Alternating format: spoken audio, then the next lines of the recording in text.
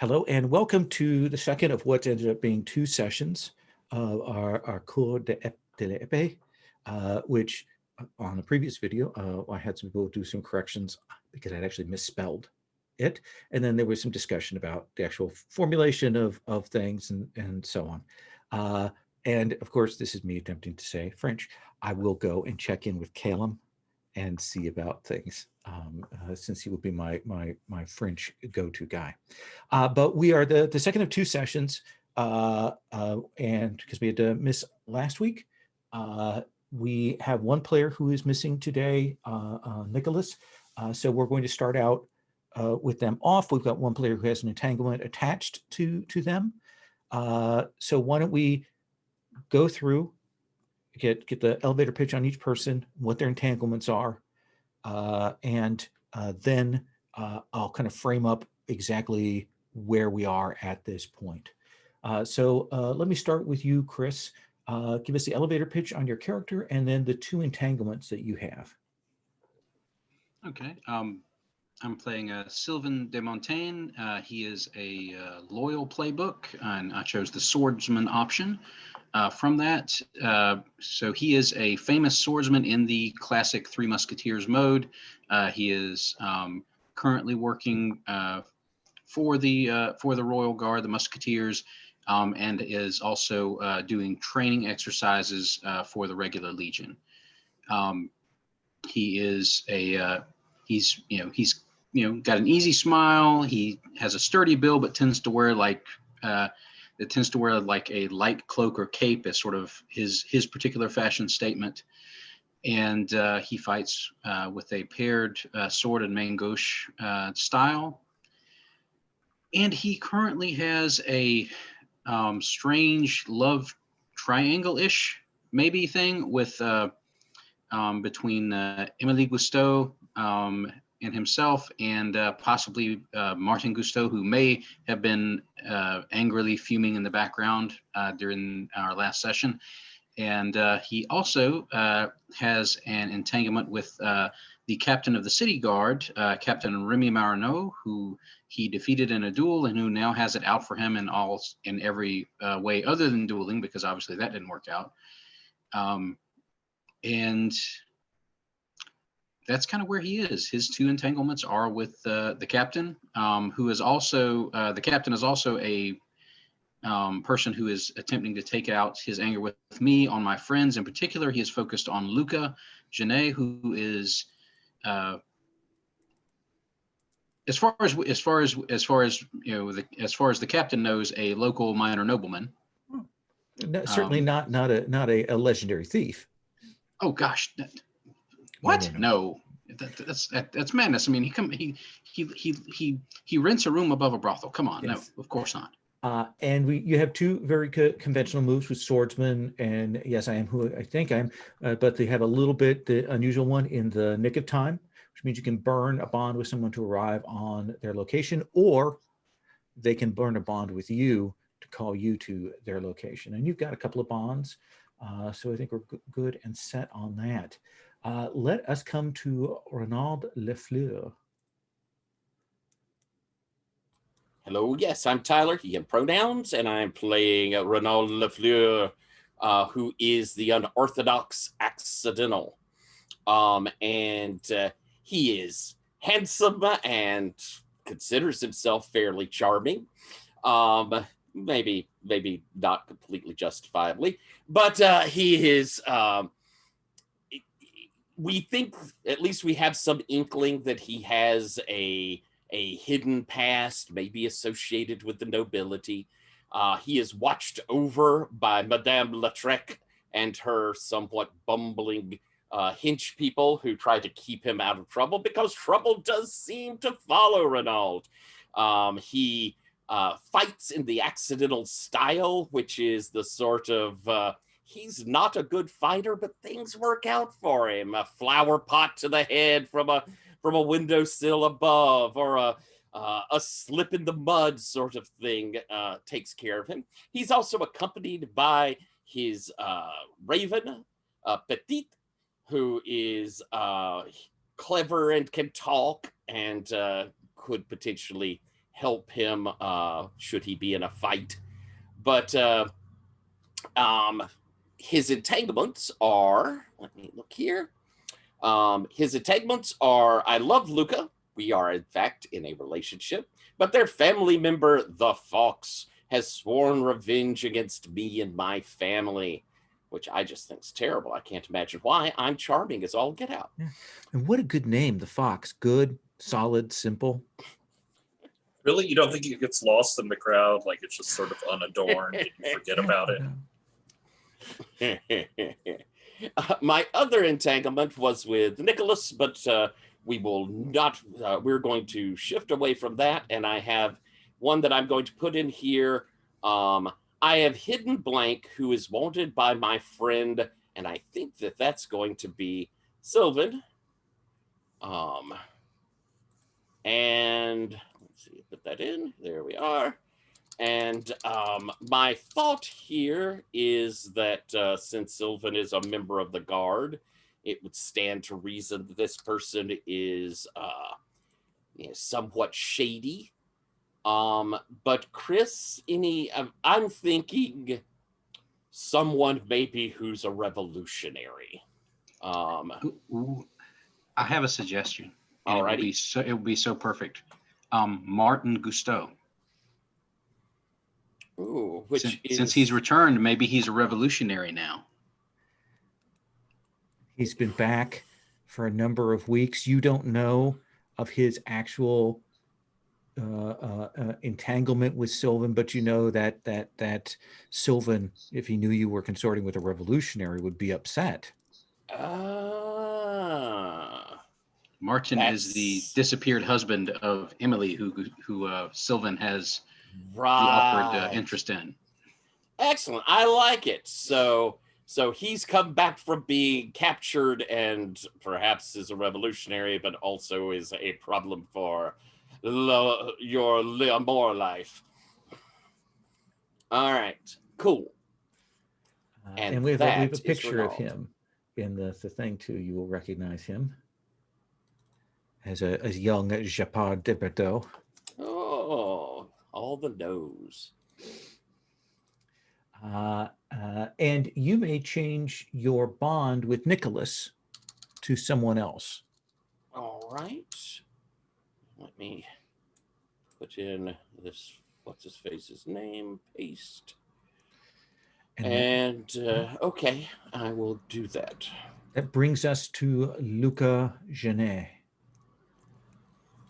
I'm Patrick Keeham, playing Luca Genet, also he, him, who's the Bravo playbook with the Thieves subtype, and just like keep this on the DL and don't tell anyone. But I am secretly the fabulous super thief L'Araignée Dorée, or the Golden Spider, which is a way more evocative and interesting and expensive sounding name than just like the Fox, which is what, a hat? Ostentatious, but go on.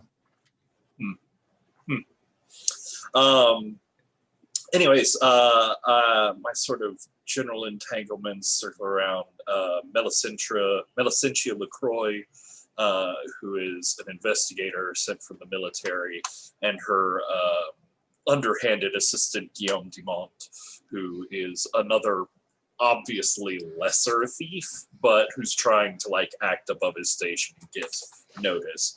But poor Melicentia hasn't realized who she has working with her, but unfortunately she has started to realize that my father, Marcel, might be the boringly named thief, the Fox. Boringly named? I think your father might have some disagreements about that assessment, wouldn't you say? I can't remember anything like that. No, that doesn't ring any bells. But also, I am in love with Renaud Lafleur, but his shadowy patron, Madame Lautrec, considers me beneath him, which is rude. And what is your rival's name again? Guillaume Dumont. Okay. Let me make sure we'll get a nice picture. So I've put him, I'll let you spell Guillaume. I'm going to spell it just type it very badly. So yeah, I've got a picture for him there. He looks honest. Well, I, with my expert French, will copy and paste it. It's a weird name. Not weird, just hard to spell. And that's down in row 59. So last time, the four of you had a misunderstanding with a group of the Cardinal's guards. And that led to a slightly more larger scale misunderstanding, which eventually led to a larger brawl, which eventually led to you escaping off the rooftop of an abandoned church and making your way back into the city.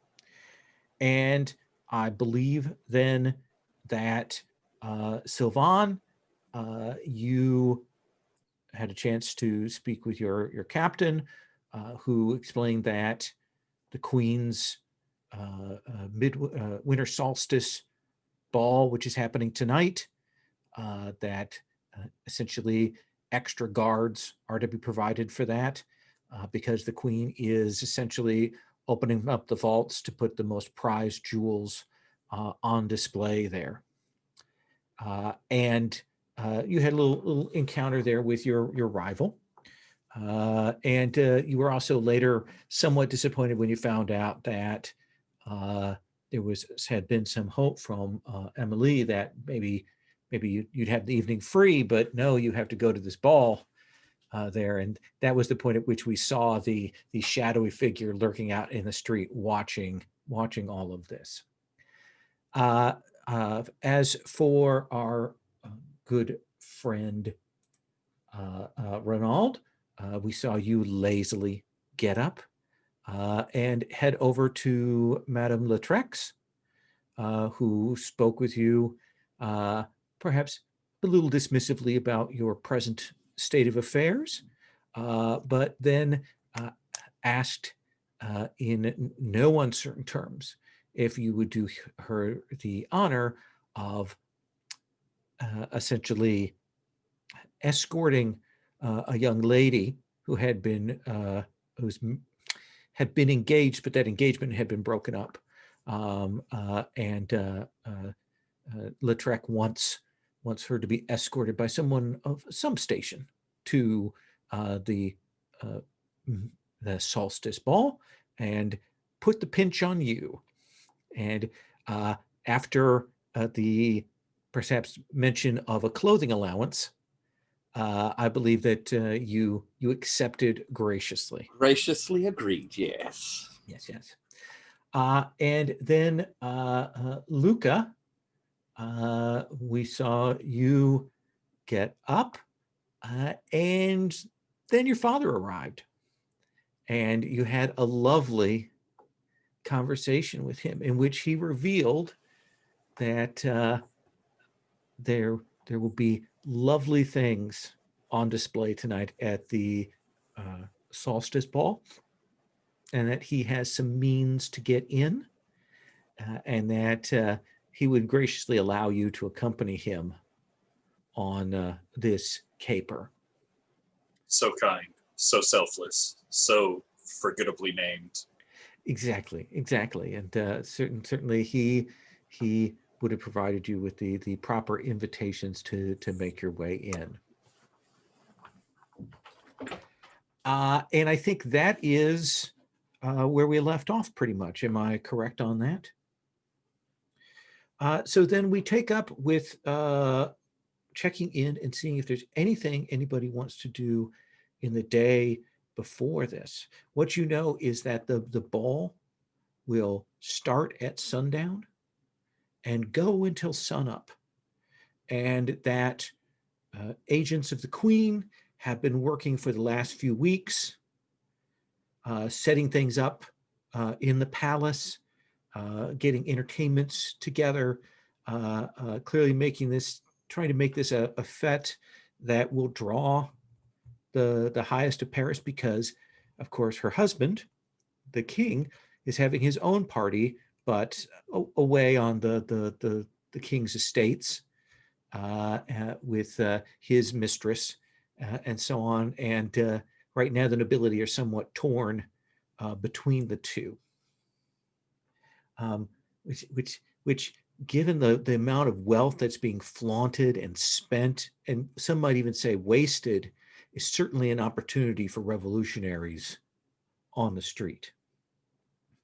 So Sylvain, what is it that you are doing now that you have this guard duty assigned, but a little bit of heartache? What do we see of you? I think after his encounter with Emily, we see him sort of tromping sort of downcast back to his apartments, and preparing to requisition the proper uniform, because he can't wear his normal uniform for this sort of thing. So he has to get a dress uniform, and he has to get that refitted, because it's been 10 years since he had to wear a real dress uniform. So he's having to have that like tailored up a little bit, having it to be expanded to cover his increased experience. So we see him awkwardly being measured and poked, and them trying out various folds and pleats and things like that in order to get him ready. And so he is decidedly miserable throughout all of that, as all he is thinking about is this missed opportunity, and he remembers he could have, if he wasn't not so damn honorable about it, have not assigned himself to this duty and put someone else on it, and he would be instead attending a different event with Emily, which is the cause of no end of frustration for him, as he after that tromps back to hopefully get a quick rest before the events of the evening, since he's going to have to remain awake for roughly the next 24 hours. To your chagrin, when you arrive back, there is a message waiting for you at your rooms, instructing you to, when you return, to immediately head over to the palace to start making preliminary arrangements for things. And I assume that you will head off. Yes. And you will arrive. You can see that a number of the other sort of musketeers and other orders have sent people here. You can see that the Queen's Guard are here. They're her sort of personal bodyguard and not the palace guard. And you can also see that the Cardinal's Guard, though they're missing a few of their numbers, has been called in here and are on scene. And when you arrive, the person at the reception in this sort of grand hall will say, you are the captain of your group then? Yes. The Cardinal wishes to speak with you. I shall attend him. Where is he? He is in the study down the hall. I will have a footman take you there. Merci. And you will be led down the hall, and there'll be a knock, and you'll hear the come in. And you will see the Cardinal, who is a strong, 6 foot, very upright, upstanding gentleman. He wears the Cardinal's colors and clothes, but they are done in such a way that they're a little more subtle.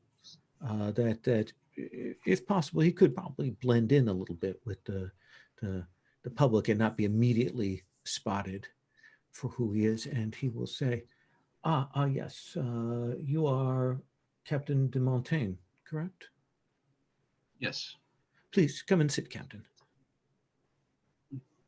I come over and I have a seat where he indicates. Your reputation precedes you, Captain. I've certainly heard your name in several quarters, and several contexts.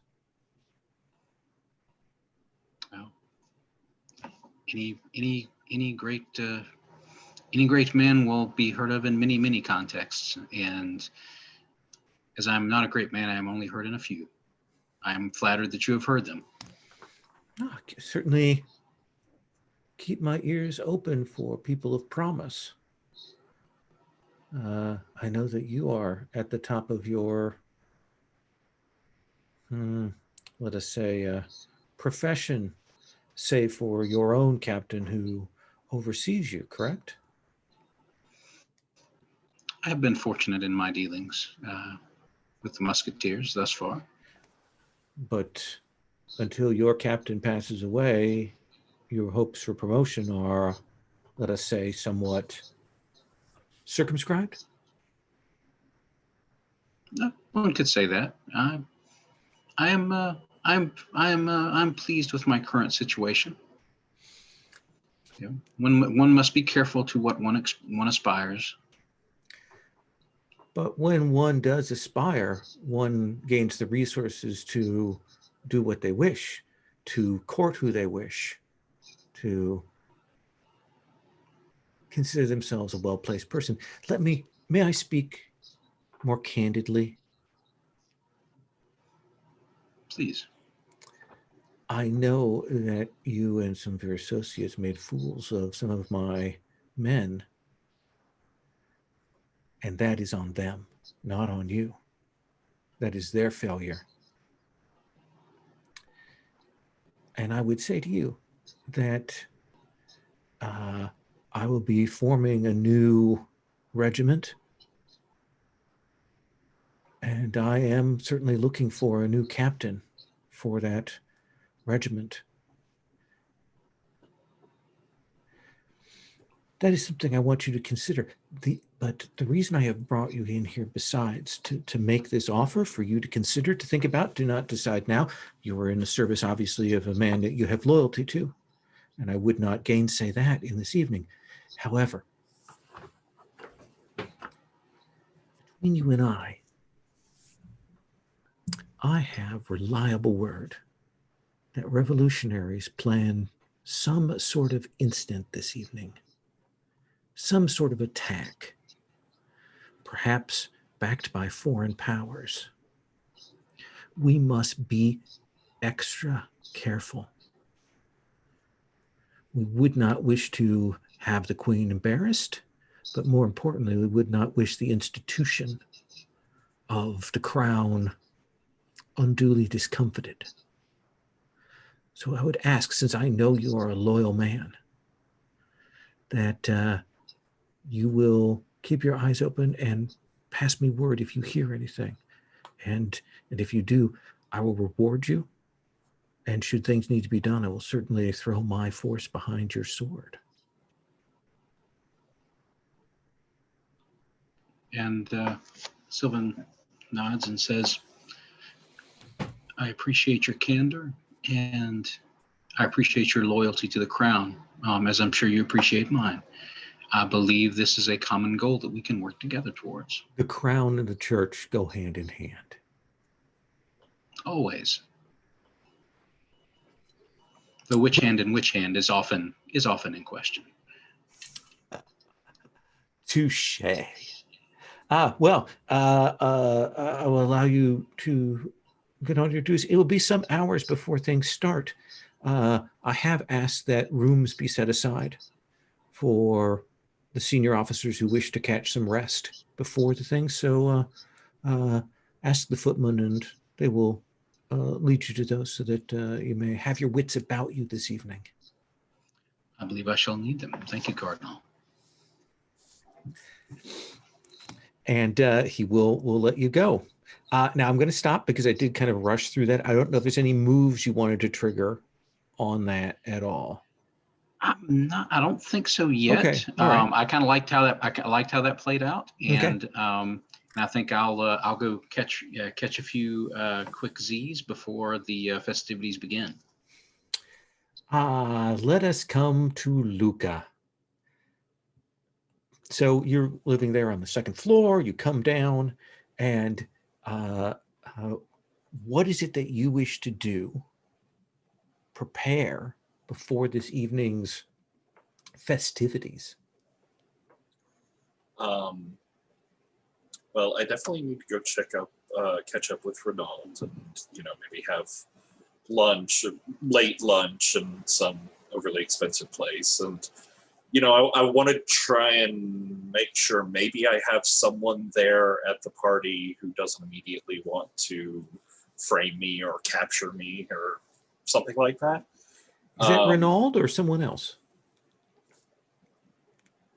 What do you mean? What I mean is the person who wouldn't want to frame or capture you. Is that Renaud or is that someone else? Well, I just wanna be obviously, sure. yes. Oh, yeah, just want to be certain. Love of my life. Are you like trying to? This is weird voice in my head. I don't like these sort of aspersions. And then afternoon permitting, a little bit of casually casing the joint, the palace. And then of course I've got to get home early, change outfits, and make it over to the ball. Well, let's have the scene between you and Renaud, and then we'll look to perhaps a study move to case the joint. Renaud, I assume you would make the selection of place to alight. Certainly, I'm sure there's a lovely little cafe for us to enjoy a light lunch on. They have a bold red, a little hint of Insois. It's delicious. Luca, my love, how marvelous to see you. Yes, it's been an interesting evening since yesterday. I just wanted to catch up with you. I also have a bit of news. It's rather unfortunate. Obligations and such, and I do hope you won't be miffed. Well, the longer you pause, the more miffed I fear I might become. You may know that one of my old family associates, Madame Lautrec, who has shown such great kindness to me over all these many years. I think of her almost like an aunt. She has asked a favor of me. Do you know this ball that the Queen's having? Sorry, I froze up for a second. Oh, do you know this? This ball the Queen is having? I had heard of it. It's funny that you bring it up. Well, apparently some poor unfortunate soul, a split in an engagement, she is unescorted, a friend of Madame Lautrec, and I have been asked to escort them to this ball. I have made it abundantly clear that I am already spoken for, and that there would be no romance involved, but... Oh, of course not. No romance at all in this blind date that Madame Lautrec has set you up on for the romantic, expensive, elegant ball tonight. My dear, as you know, this is not the first time she's attempted it, and I have never been drawn away from your loving embrace before, have I? No, it's just, this isn't the first time that she's pushed this sort of thing on you. I don't think she has our best interests at heart all the time. I would agree, and I would like to say that perhaps she would warm to you, but every time you're in the room together, it seems as though the two of you do not get along very well. I'm sure. I don't know what you're talking about. It's all obviously one-way animosity from that monster in a horrible cheap dress to me.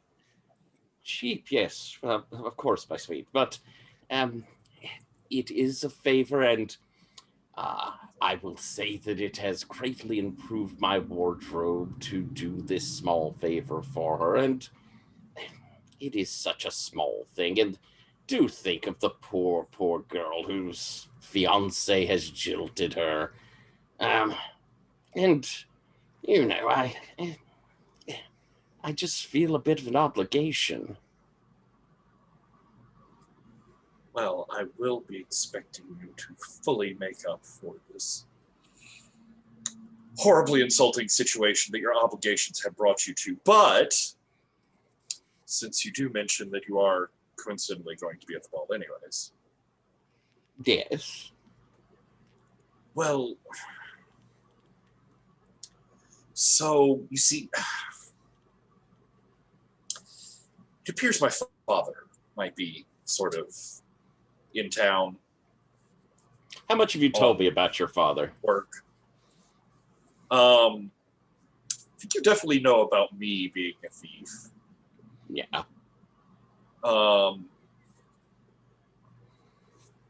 Kind of told you that, it probably told you that I learned the trade from my father. I don't know if I'd particularly told you that he's the fox, although you can feel free to put that together however you want. I tend to not put things together very well.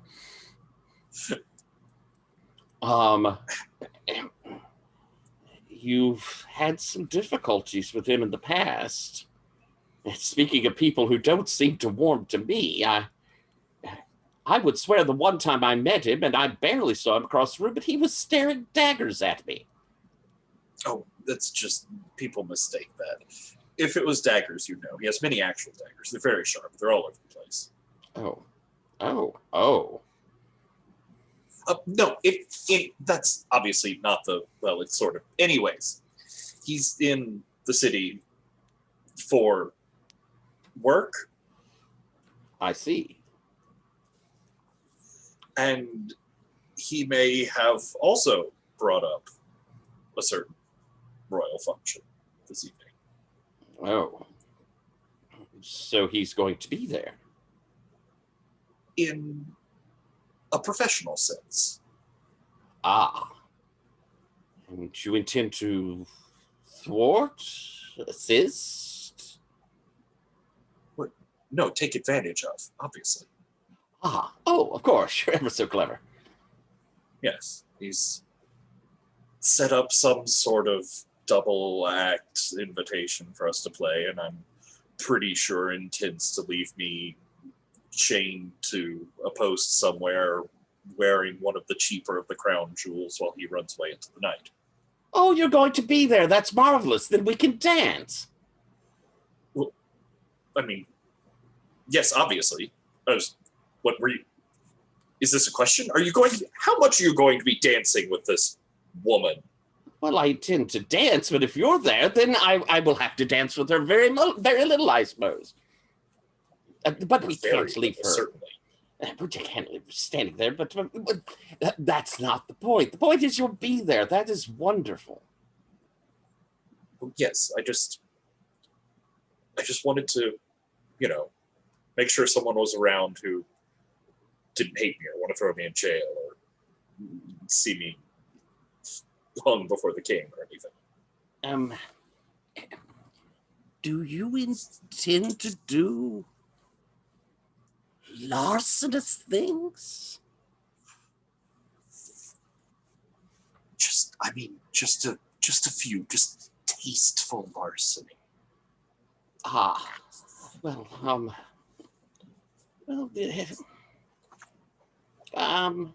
Of course, whatever I could do to help, I do feel rather sorry for the Queen. For the Queen? Well, of course, married to our most gracious Majesty cannot be easy. Oh, yes, it must be terribly tiresome to own half a country. I feel sorry for her. But hopefully her very pretty dance party will be fun enough to make up for any sort of disappointments she might receive over the evening. Are you... I hate to ask, but do you have something in mind that I can help you with in this? Or is it merely that you want to make sure someone's there to take care of you should it go poorly. Oh, well, it's one of these spontaneous rolling affairs. Who knows exactly when things might happen or where or what. I just, be around, be prepared, and don't let me get screwed. I am always prepared, and I assure you that should things go well, then hopefully it won't be at the ball that you're screwed. And keep your hands to yourself around that woman. Of course, my sweet. So, Luca, you wish to do the casing of the joint, in this case, the Yes. palace. Just the palace, just cash, Just cash. What do you want to roll that with? What do you think is appropriate? Let's see. I think it's water. It's, I have it takes a thief, so most locks and closed windows don't really bar me. Finding the cracks through the security of the palace, waiting and listening for just the moments when I can slip past guards. Absolutely. Let's have you roll. Somewhere there's a rolling page. There you go.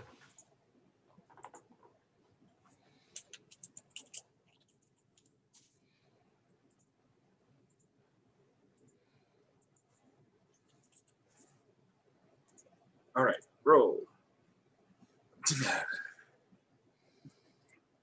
It's a 4 + 1 is 5. There ain't no game like a pack trick game because a pack trick game gives rolls. So now you have a couple choices. That's still one. That's one hold. If you want 2 hold, you could spend bonds and or your nemesis clock to move that up to a 10 to get 2 questions. I was just thinking, because I was sort of disappointed it wasn't a 6, so I could, bump it up 1, but doing the 2 of them together, because yes, I definitely want to burn that nemesis clock this session. Okay, so 1 tick or 2 on that.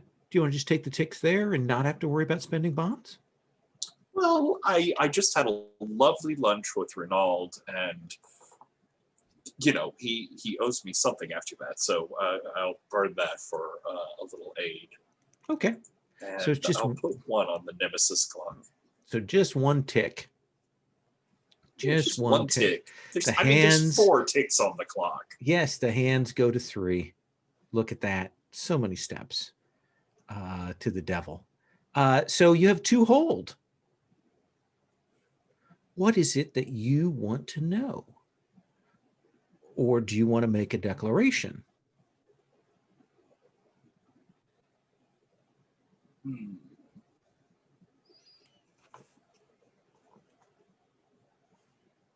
So I imagine there's a ton of activity in here, all sorts of servants running around, getting everything cleaned up, prettied up, prepared, fancified, bejeweled, bedazzled, everything. Yes. So I imagine there's tons of gossip going on. Mm-hmm. So I want to know what pieces the queen is planning on wearing out of the royal treasury. What crown jewels is she wearing?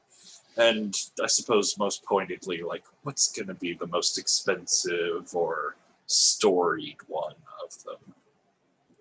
So you can get an inventory of a few of the biggest things that you'll know. So we kind of have that thing, but the piece that you will be most attracted to is the Sun King's necklace.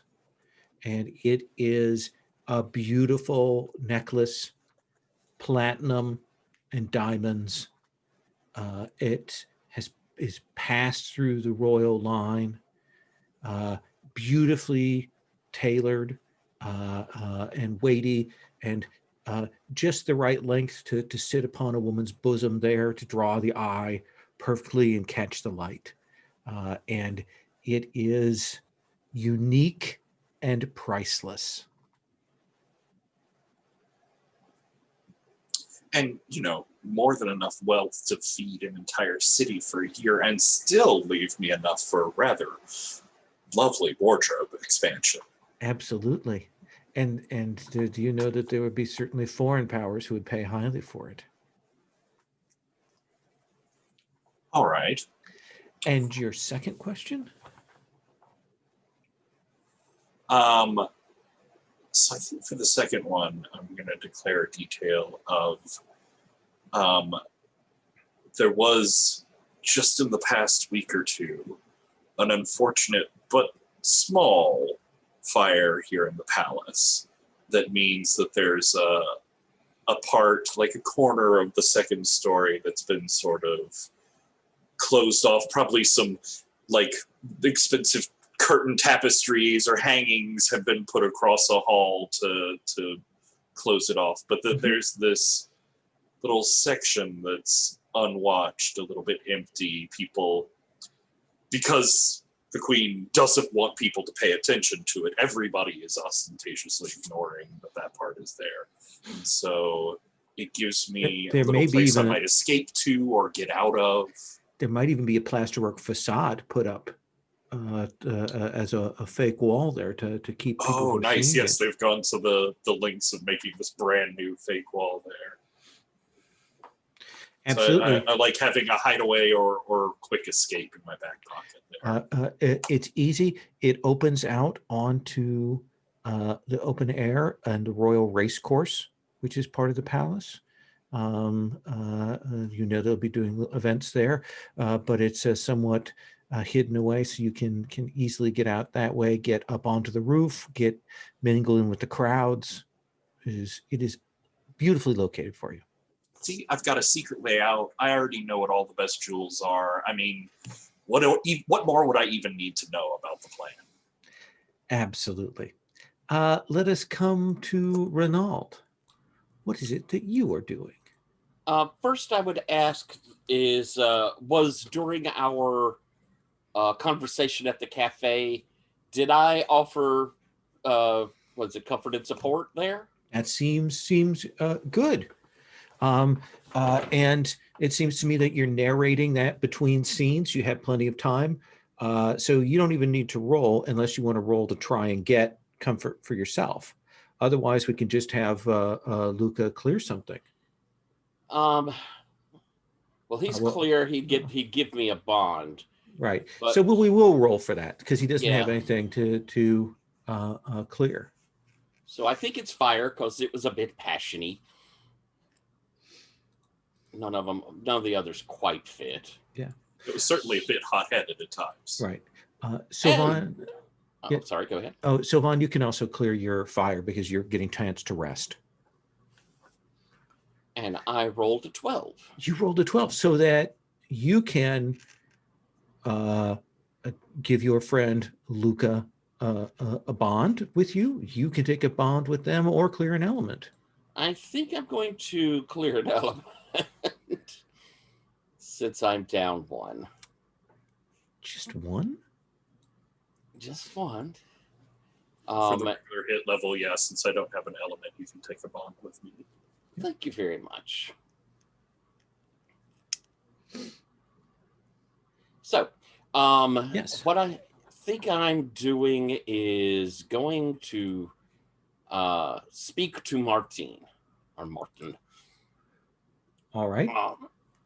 And in buying getting all of my lovely clothes from Madame Lautrec, I think I made sure to pick up, a couple of very expensive handkerchiefs, one of which I immediately turned around and sold.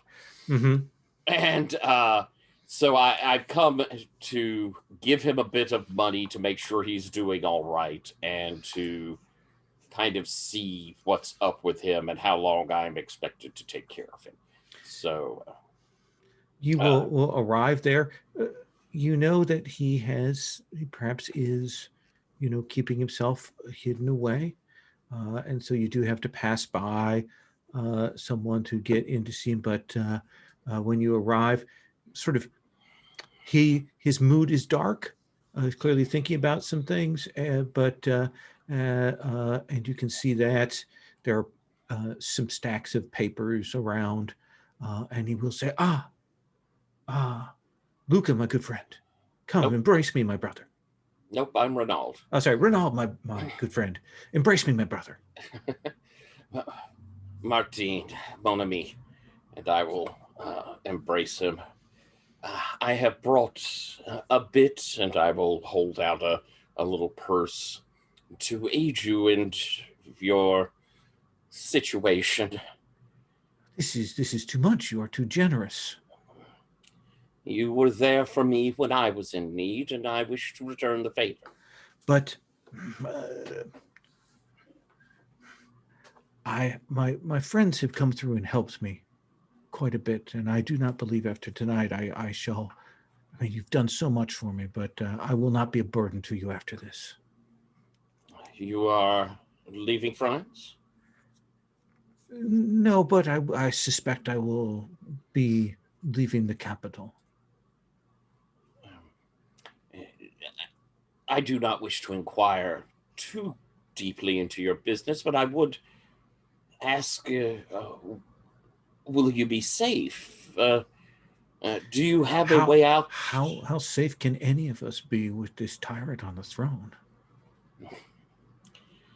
Well, I mean, every king is somewhat tyrannical, but I suppose ours is about the same as most. No. Look around you. Look at the peasantry. Look at people starving on the streets, and now dueling parties, dueling displays of ostentatious wealth. They fiddle while Rome burns, my friend. While it burns. It does seem that the money could be better spent to help the people, but you say these things, it's going to get you into trouble. Friends, and we look to each other, and we will see ourselves through these days. These friends, are they? I don't wish to think that you've fallen in with bad sorts. No, they are merely men of spirit like myself. Would you like to make a study roll? Yeah. All right, this will probably be not as good a roll because I'm not the brightest. I guess it's going to be water awareness and wisdom, that sort of thing. Absolutely. Okay. So, rolling the dice. I got an 8. That's one hold. Do you want to declare a detail or ask a question? Let me look at my questions real quick. We have no example questions. Oh, it's just ask a question. Yeah. What do you want to know? Okay.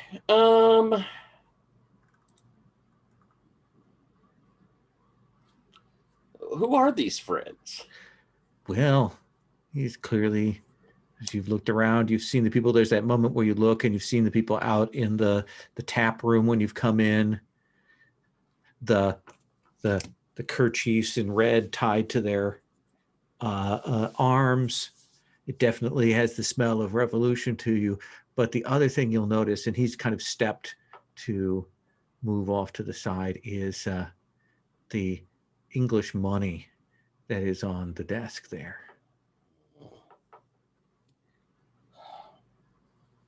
Martin, it is one thing for us to try to change our country for the better, but tell me you are not dealing with the enemies of France. I use those who would bring this country low as instruments to aid in the change of our place. As I have been betrayed by this country, as I have been betrayed by my brethren, shot, left behind. You say you're leaving the capital tonight. I beg of you, do not do something that will get you killed before you leave. Take this opportunity. Run. If you wish to join with L'Anglaise, then do so. I do But not wish to join with the English, but I wish to use their money for what comes next. their money comes from their King George, and he is as great a tyrant as our own. No, no, no. Cromwell rules in England. Sacre bleu. I think that's a good cut if you Nice, do. yeah. Let's take 5, and then we will come back. Is that okay?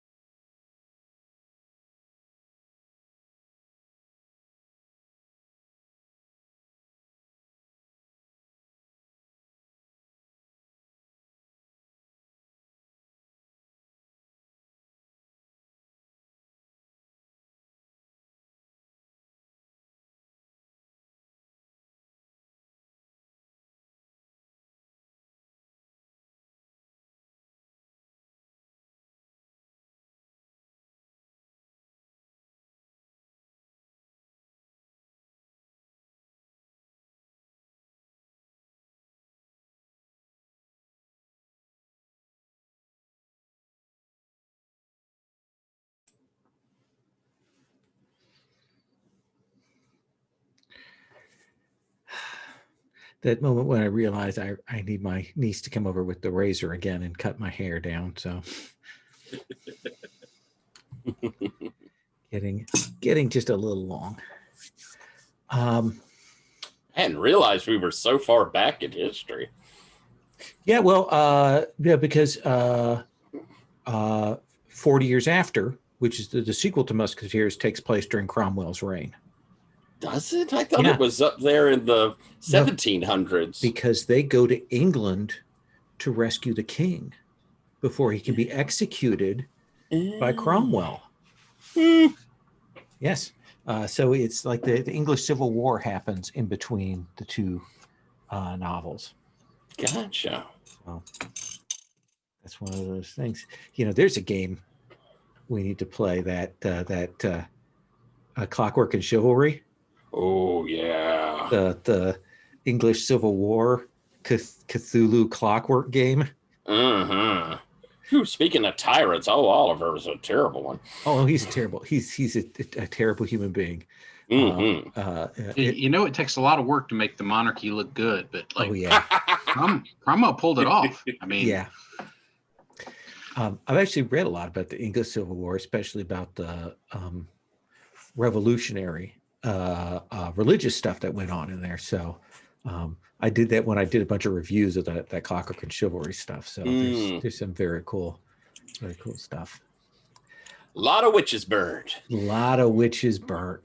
Yeah. All right. So let's take up then, and we'll cut forward to I think the scene where one of your men-at-arms is kind of wrestling you awake, Captain de Montaigne. Captain. I'm awake. We are preparing for the first exchange and presentations. People have begun to arrive, the fashionably early and such. And you said you wished to be woken when the situation advanced? Indeed. Thank you. And so you will gather yourself together and head out. And what is, besides it being this midwinter solstice as the theme here, what is the other theme or like a public spectacle or trend that is also showing here in the pageantry and so on? That's tricky. I think what you're seeing is this sort of we'll keep the empire, the falling empire that doesn't know it's falling. They're all going with this sort of like neo-Roman look. It's not really Roman. It's not remotely historically accurate, and they don't care. It's just it looks like they think Rome ought to have looked. That sort of thing. Absolutely. The a weird sort of Renaissance, late early modern toga done. So it sort of vaguely has the look of it, but it's really beautiful dress garb and so on. Though they have many of the servants in simple togas and such garb around and about. Lots of laurel wreaths and those kinds of things that are here. They have lions in a cage in a zoo that has been set up on the grounds with all I'm sure kinds of that will be no problem at all. Nothing untoward could arise from that at all. It's right by the race course, which is almost like an arena. I'm sure there's nothing that will happen bad as a result of that. Can I also add that they are doing instead of laurel wreaths, they're actually doing like Christmas wreaths, because again they're doing it badly. Mm-hmm. So they're really uncomfortable, and they're asking everyone to wear one. So absolutely, it is that sort of weird mix of super cold outside and super hot, with all of the fireplaces and torches and things that are going on inside here. But the great galleries, multiple ballrooms, people are arriving in carriages and being announced and arriving. What is your big duty right now? I think that as captain, I think that we are like the interior, like the house guards are stationed inside various rooms, and I think what we do is we get the guests in safely, like we escort them in, and then after that during the night, my particular crew patrols various rooms on a schedule. Normally we try to avoid an actual schedule, but we haven't had time to set that up. So we had to just go with a raw schedule. So, Absolutely. And you are moving around, people start to arrive, crowds are forming, talking, trumpeters going, the sound of music, and you will hear sort of in the crowd someone calling your name. You turn and look, and you will see Emily in a beautiful dress. And she comes over towards you. You can tell she's a little uncomfortable here, but she's also clearly tried to do her hair up as best she can. And she will say, Sylvain, thank you so much. and he looks completely completely surprised, and he's I yes what the invitation and this dress, it's beautiful. Thank you so much. I know you said earlier that you had planned this. I did not think that that on your wages you could afford something like this. Thank you. This is very generous. I think we're in inner turmoil because Sylvain really should dispel this immediately if he wants to maintain any semblance of honor, but he really doesn't want to. So let's have you roll. What do you want to roll with? Anything but water. Let's see. Just get a big slug of your tears here. Hang on. I know it's going to be rough. Whichever I pick, I think.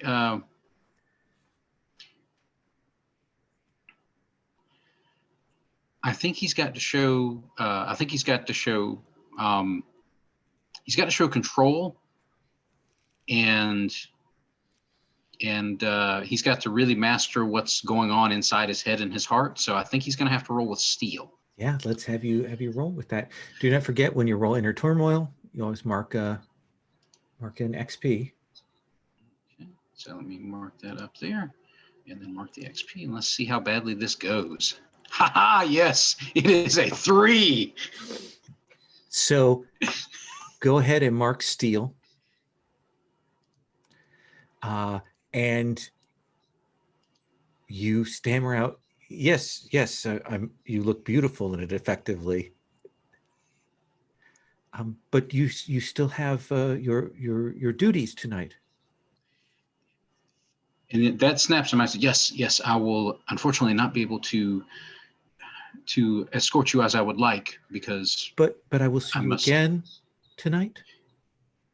Yes, I will be moving throughout the ball, and I will make every effort to visit you as often as I possibly can. And she blushes, and she kind of bows to you in your handsome uniform there, and she lets you go on your way. And you're riding on the glow of that.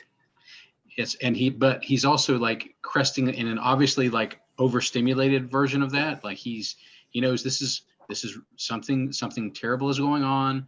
It feels really good, but it's really terrible. It's like riding a razor edge. And Renaud, I'm going to come to you next, actually. Mm-hmm.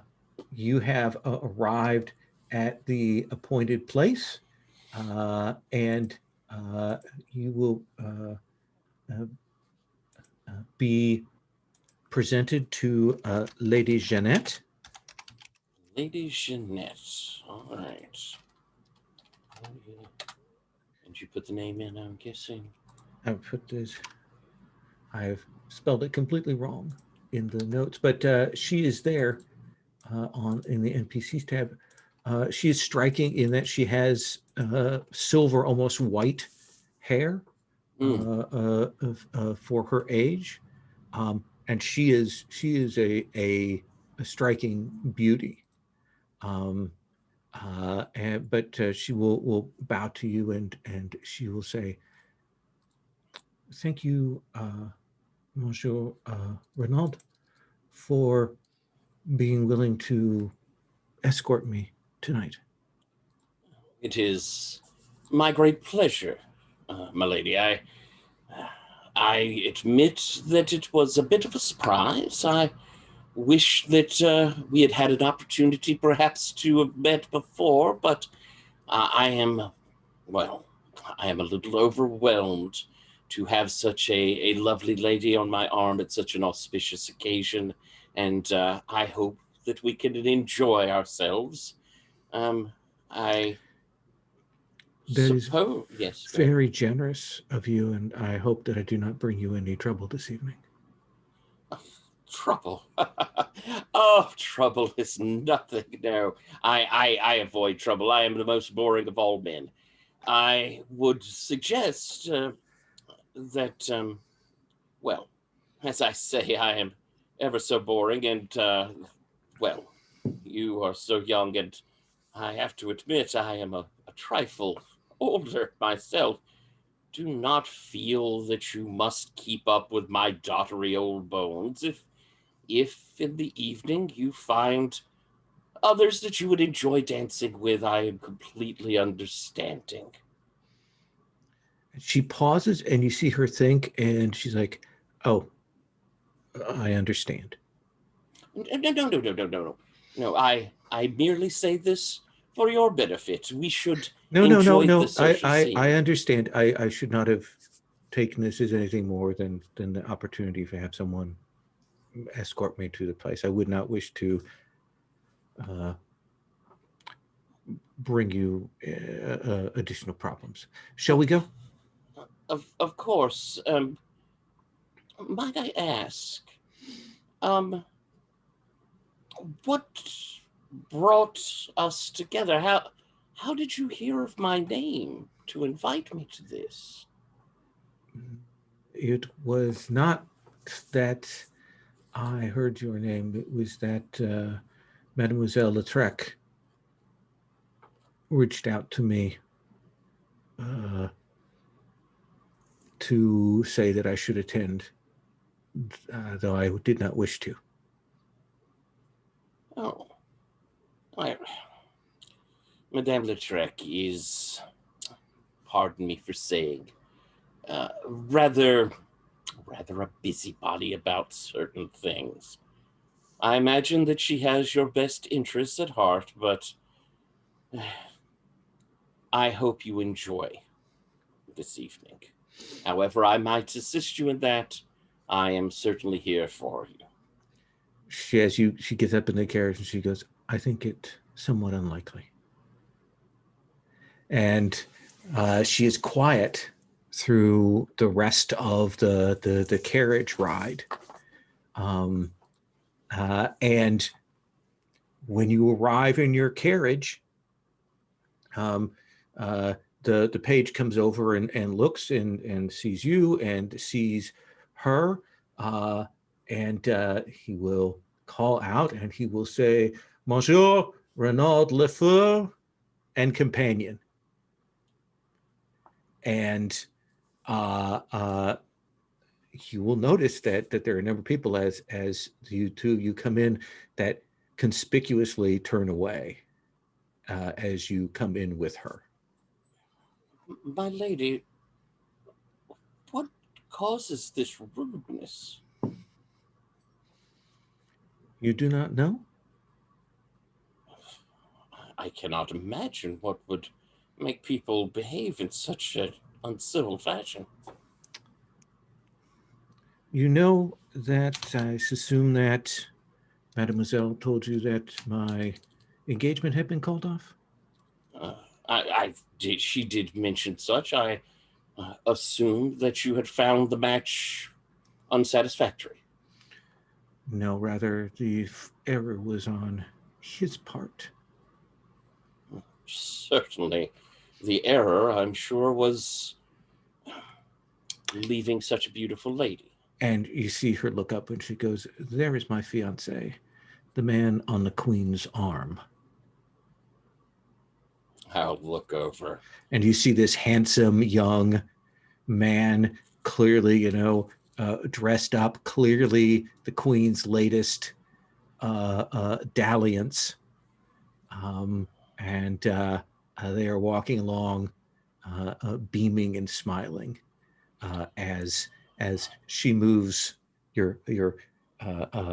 Jeanette moves to kind of head off into a side room. She's trying to move away? Yes, she would like to not be seen by them. Madame, if I might make a small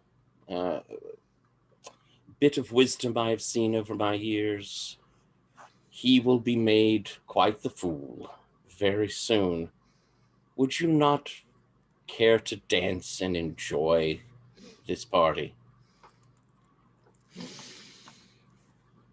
If you wish, sir, you know better than I. Madam, let us show your grace so that all may recognize it. Then you may roll impress. Yeah, I'm heading out there. We're going to dance a reel here. And because of the nature of what this party's supposed to be, I know it's supposed to be all Romany, but hell, togas are not expensive, and I could never wear it somewhere else. So I have instead gone with the idea of doing a full Caesar. So I have this beautiful kind of waistcoat set that's gold, cloth of gold, and embroidered with like imperial eagles and all of that, and a nice cape to go with it as we head out to the floor to dance. What do you want to roll this with? Let's see. I feel bad always going to my strong one, but creativity, speed, and passion really is the dancing. There isn't another that fits it. Absolutely. And I mean, you're just putting that at risk. Yeah. Thank you. So I'm going to roll that now. Because that is your combat element. It is. There's a 7 and a 9. Because I didn't add the bonus. So let's look at the basic moves. So on a hit, you get to impress. If you get a 10 plus, you don't have any kind of complication or cost to it. Oh, I'm so torn because a complication or cost is always fun, but I feel like she deserves to have a moment. So I think as we are dancing around, I'm going to burn a bond. Okay. I'm going to burn my bond with Sylvan, I suppose. As we head to the floor, and Sylvan is, in his duty there as guard. Kind of, this is probably taking a little advantage. I'm sorry, Sylvan. I will, my lady, and we'll pass off like her clutch and whatever, and just kind of leave you there holding it.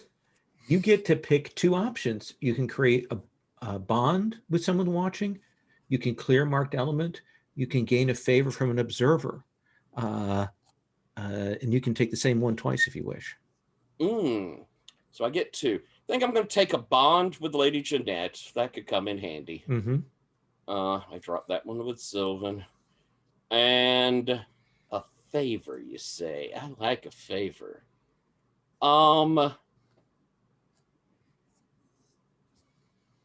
Who would be a rival to this newest paramour of the queen. That's who I'd like to favor with. Well, if rumor holds true, that would actually be the captain of the Queen's Guard, Captain Alexandre. Oh, I like that. All right, that's who it is. Yes. And you will definitely see, you make an impression, you make a scene. We do, as it kind of flashes through, we probably do get a shot of Luca watching you trip the lights fantastic with this beautiful woman. But I think there is this moment when we cut over and you look over and out of the corner of your eye, you can see the queen.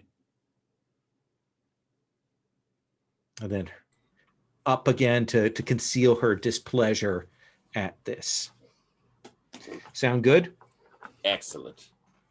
Speaking of watching from the sidelines, Luca,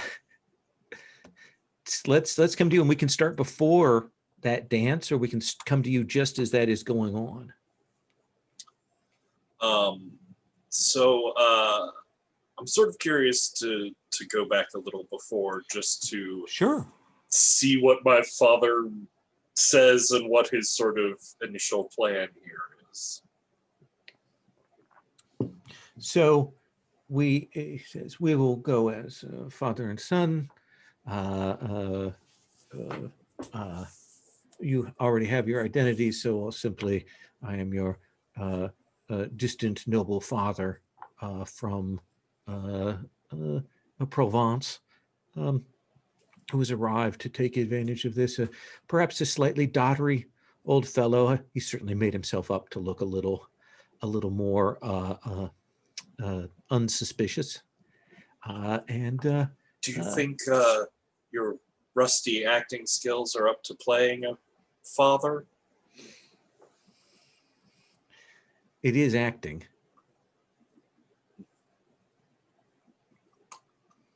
And once we're inside? Once we're inside, we will move to see here, and he hands you a few jewels. I've had paste jewels made up for some of the lesser pieces that I know will be on display on the decorations and the statuary and so on that will be guarded. You can easily fob these off for them if you have the skill to do it under the watchful eye of a guard. And you're content with a few strewn about hair pieces and a bracelet here or there? Oh no, this is for you. I have my own. Oh. Unless you already made up your own copies. Did you? No, I don't think you did. What is your bold and illustrious plan? What will you be doing?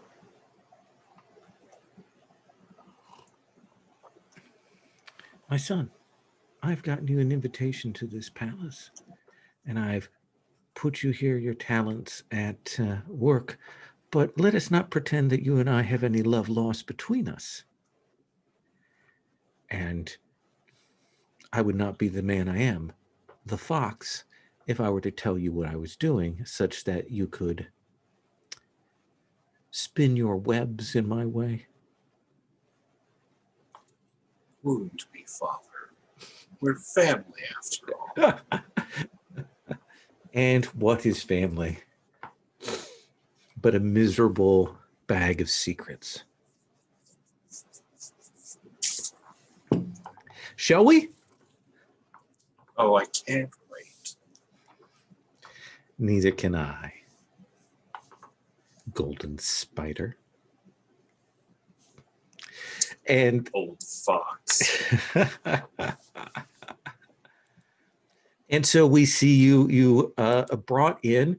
You will definitely see that your friend, the Inspector Millicenttia Lucroy, is there, and she's a friend of yours, so she will greet you. She is in her dress uniform. She will say, Monsieur Genet. It's a pleasure to see that you were able to make it to the party. Yes, Malsentia, it is wonderful to see you again. And I think this is a conversation that's happening as like Renaud is spinning by in the background with graceful swoops and swirls. Lucas sort of keeps looking over her shoulder, and he's, I think for the Roman theme, like he's still got the jacket and sort of knee pants, but as like the draping over piece of the toga, he's got this like dark green silk fabric with thread of gold spider's webs sewn into it, embroidered into it. It's a very striking costume. Oh, well, it said it was supposed to be a themed ball and wanted to stand out. The man I saw you come in with, is that a relative? Oh, my father, Marcel, have you not had the pleasure? No, I have not. Few have, I'm afraid. He's been away in the country, of course. I'd always had the impression from speaking with you that your father was dead. Did you? Perhaps Yes. I misspoke. Well, I have to move and circulate. Goulemet Dumont is also here, and I'm sure he would be delighted to see you. How wonderful. But surely you don't have to waste the entire night working. It's a ball. Aren't you here to enjoy yourself a little? I am on duty, but I hope to avail myself of some of the pleasantries here. And Luca will make a graceful half turn and come back with 2 glasses of wine from a passing servant's tray. She says, she takes that and she goes, I have the strangest feeling that I have seen your father before. Why, what a strange. Perhaps it was something you're remembering from a dream. Can I please have you make an inner turmoil roll? Or inner conflict, whatever we call it in these games. Some move that some jerk wrote. What do you want to roll that with?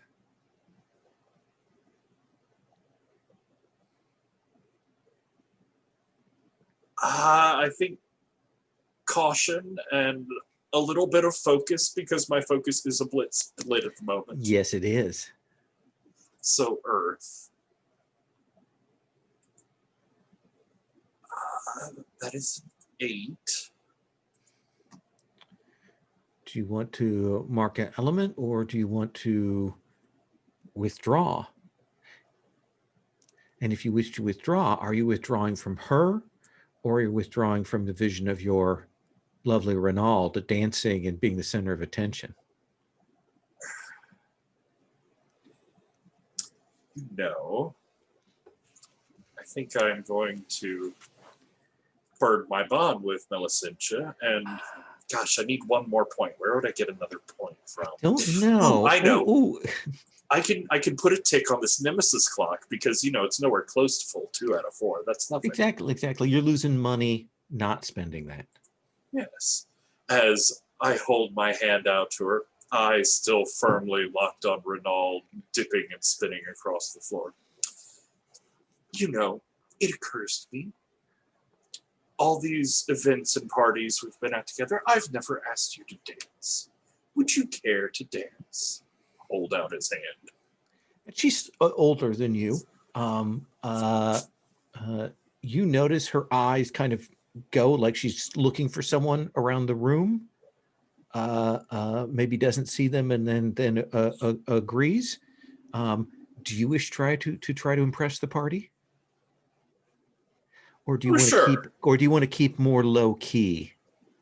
No, I'm definitely trying to keep her attention and keep her, on the opposite side of the room from where Marcel might be. Mm-hmm. But as far as impressing, who cares about the party? But I am trying to impress Renaud, and whatever her name was that he came with. What do you want to roll that with? I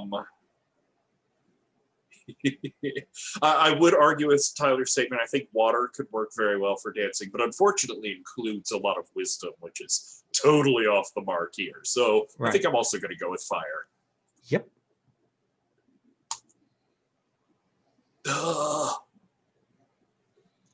That's 6. That's 6. You know, I can put one more point into this Nemesis clock and it doesn't even mean anything. Because I still have time to take action to lower it later. It'll be fine. Yeah, I think wait, do we have something to lower it? I don't think but we'll come back to that. That's not, don't need to worry about that. So tell me here, what 2 picks do you want?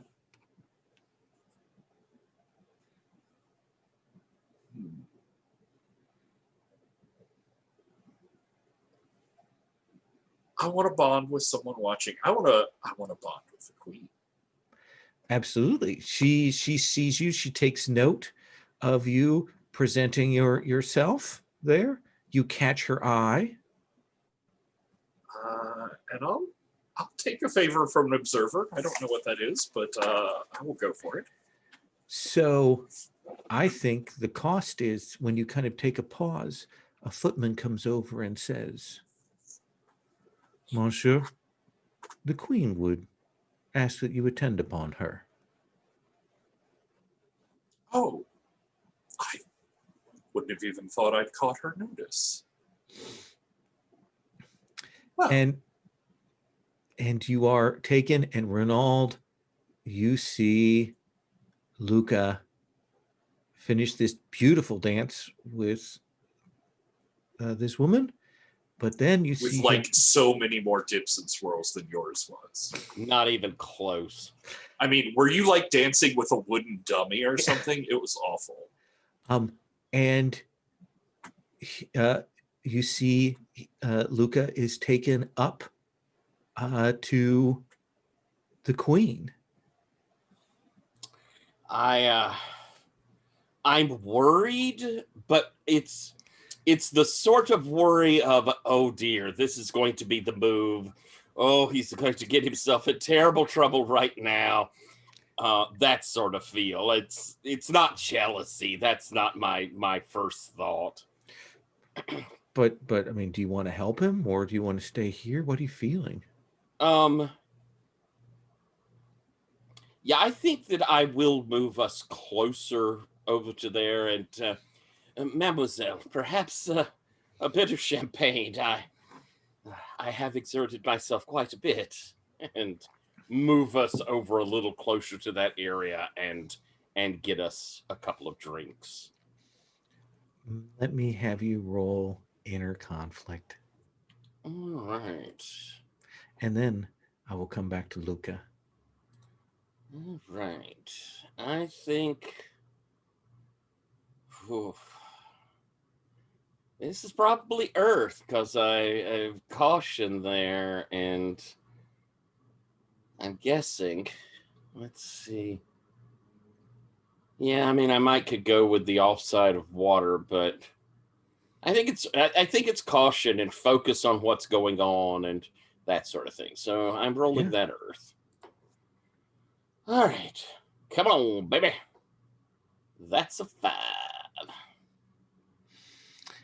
Then mark Earth. I shall. And I think on screen there is that moment where you're bumped slightly as you head over, and I think you don't see as some of the ill-gotten jewelry is carefully concealed in your pockets by Marcel as he goes past. That wily old bastard.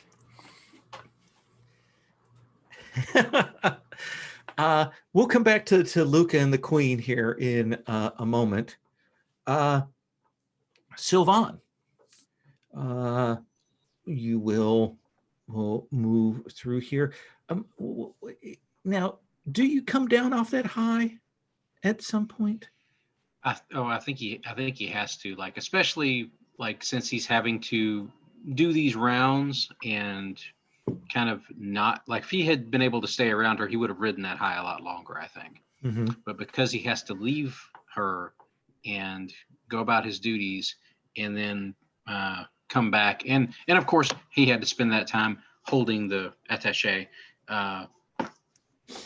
while that dance is going on. So that gave him several minutes to have that initial flame sort of sputter down a little as realization sits in. And do you maybe a study to survey the scene? I think so. He's got he's just having to look around, and he's also having to think about how that happened, because now that he's let himself think a minute, he knows, okay, I didn't do that. I don't have the resources to buy anything close to that dress. Something else is going on here, and it's going to be something really bad. So, okay. Let's see. What would I roll to study with? This seems something like I think he would have to exercise his caution, and he needs to focus. So this sounds like an earth type thing. So let's go with that and see how this goes. That is a 4. Go ahead and mark that element. And I think like in the crowd and stuff, the camera probably lingers on some of the servants and things like that. We see them maybe making signals to one another, but you don't catch any of that. But then a footman comes over and says, you are Captain de Montagne? It takes him a second to register. Oui. A lady asked me to give you this note.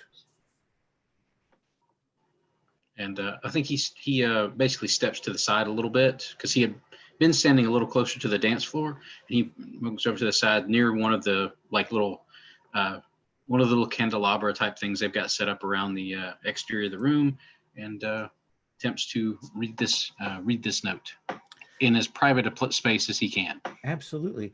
And it says, "My dear Sylvain, I must speak with you. Please come to the garden zoo. Something has happened. Signed, Emily." And he basically he hands off the attaché to one of the servants there. It says, return this to the lady when the dance is completed. Yes. And he basically, as he's leaving the room, he instructs one of his subordinates to continue the patrols as discussed previously. I must attend to some matter in the garden zoo. And I think we'll see you move out into there. The moonlight falls on the gardens there, the bushes and so on. And I think we'll see most of the people are inside watching the ball, so it's very unattended here. But you will see a little bit of the light. You see Emily from behind. You see her seated on a bench, and you will approach.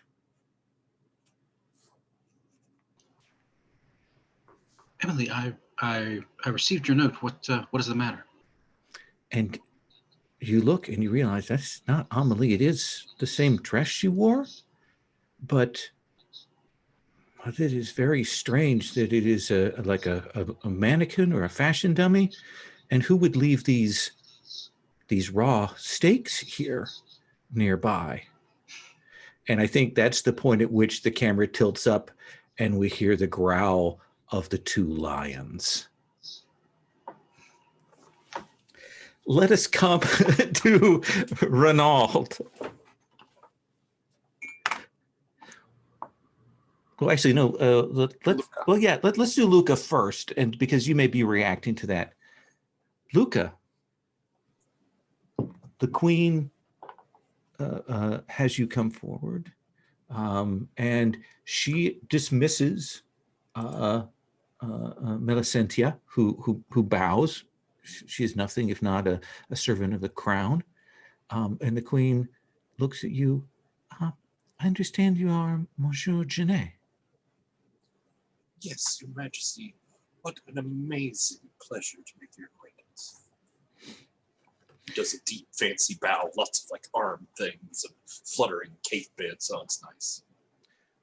Walk with me. Of course. Walk with me, would you? He'll hold out his arm for her. Take it.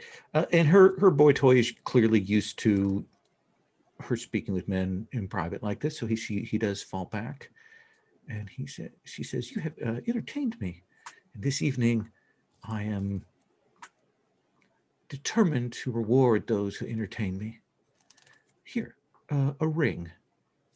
And she'll hand you a beautiful a sapphire ring. To have caught the attention of one as magnificent as you, this ring, beautiful though it is, pales in comparison to such a shining moment. But I will take it as a lovely memento and treasure at this moment. You But can tell me, see the jeweled necklace glistening. It draws your eye, sparkles in the light there. I must say you are such a wonder under the chandeliers. Makes me curious why you don't show the people your adorned beauty more often. Such beauty is wasted on the people as it is upon my husband. Well, perhaps it's not wasted on all the people. Ah, you speak well. I have called you over because I have a favor to ask. Please, you have but to whisper it. I had it whispered into my ear that you are a good friend of Monsieur Lafleur. Well, yes. Then here is my request. I request that you separate him from that hag that he is dancing with, so that she might be alone and isolated.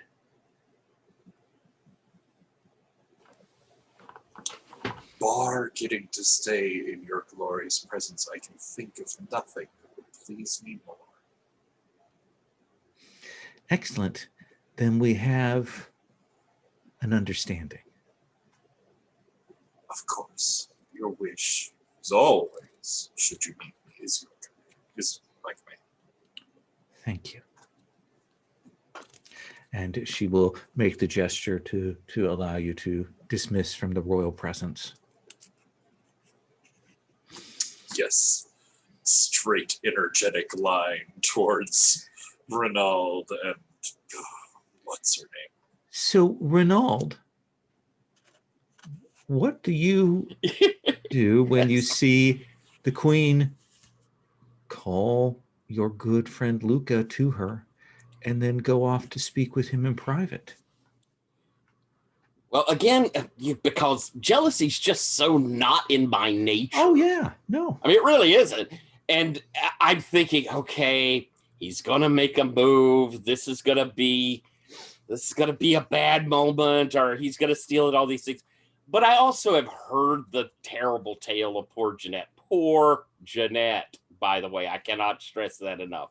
And so I'm also kind of, since he's separated off, looking over the consort of the queen there, and thinking how, if there's going to be trouble, and I have no doubt in my mind, I'm absolutely positive Luca is going to snatch something, steal something here, and there's going to be a kerfuffle. And so how I can make him be a part of the awfulness that falls from it. So, yeah. And we will call him, let's see, we'll call him Pierre, just because that's me that comes to mind. Handsome young man. Well, if you could speak to Luca, if Luca has, let's say, lifted some things, and perhaps putting them in his pockets, certainly planting someone on someone is a good way to get them in big trouble here. I had that very same thought, and so as the two, Mademoiselle, Yes. would you mind terribly? Perhaps I could escort you somewhere that you might enjoy a bit of the refreshments, and I'm looking around to see if I see any familiar faces. She said, this has been somewhat taxing on me. I think I shall go out into the garden to catch some air. Very good, madam. And I will find you directly. I just need to make a few the social rounds, if you don't mind. You've been more than kind to me. Well, thank you. And I'll start moving towards, not directly, but towards where Luca and you see Luca coming like a beeline towards you. Oh, well, that's wonderful. Fantastic. I will beam a smile to you as you come walking up. And Luca will give a very, look to either side, obviously looking for, nobody it seems, as he'll hold out his arm for you. Oh, Luca, my love, the queen. You caught her attention. Is that all you caught? Well, I caught her favor, of course. So I suppose it's lucky that I caught her attention at all, since I was left with no one to dance with but civil servants. I saw you. It was marvelous that you took that, that bloody old cow and twirled her around the dance floor in quite an impressive fashion. I was going to say just the same. Oh, my love. Poor Jeanette. It is a terrible shame what has befallen her. The queen has taken up with her former fiancé. He dumped her. I'm sure that sounds incredibly tragic. I thought so as well. I wanted to give her a bright moment. I wouldn't mind terribly putting a little slap in the face of this faithless lover. Well, perhaps another spin around the dance floor will give you some ideas. May I? Of course you may. I was beginning to think you would never ask. And so we begin dancing. So, tell me, here, as you've been, I don't know, spending your time or whatever, what has Marcel been up to? What? Who? My father. Oh, you said he was here. I haven't seen him. Is he about? Yeah, you haven't seen him in a while. Ferret-faced little man, right? Yes, but you're supposed to be keeping an eye on things. No, I was supposed to be making sure that you had someone keeping an eye on you. Yes, and part of that includes keeping an eye on... You should have mentioned that, my love. I thought it was perfectly valid. Obviously, it wasn't. Yes, I'll be sure to mention every single detail and think of everything for you and perhaps cut your food for you before we get to dinner, shall I? Oh, thank you. I do have trouble with steak. No, that last dinner party was rather embarrassing. Anyways, it was large chunks. Keep your steps even. We're trying to outdo, previous performances. Sorry. You just lead so aggressively, my dear.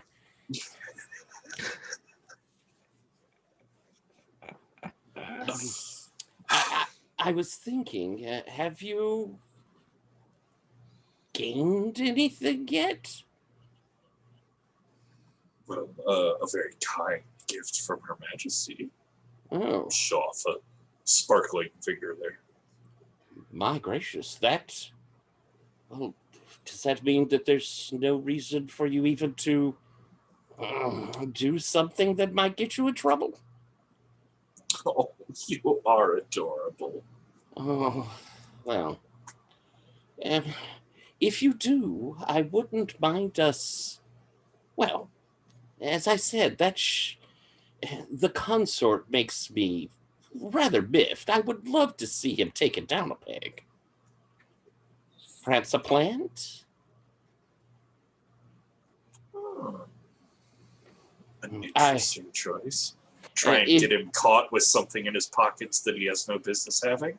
Exactly, in his pockets. I mean, only a fool, I'm sure, would have something dropped into their pockets without them knowing. But as it turns out, and I kind of motion up, and we had to wear the big, huge wreath things, but I had heard of that. So I had a kind of helmet bit that was part of the costume, so it doesn't hurt my head. Mhm. But as I motion up, you see poking his little head out with his beady eyes is Petre.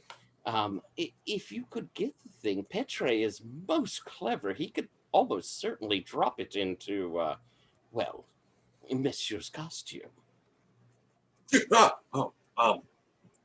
Ooh, it's not usually. We talked about keeping him in a cage, right? We keep him not We in did, just. and we decided that was a bad idea, didn't we, Petre? Luca, it's lovely. Well, at least he's got good taste. Yes, you'll have to give me a bit, but I can gather a few. Yes, I'll drop off a parcel for you and Petre here in a few months. I'll pat my pocket. Just put it here, and I'll make sure to grab it out and give it to Petre. Yes. Well, now, okay, big finish, double spin. Now dip me. Did you? Oh, sorry.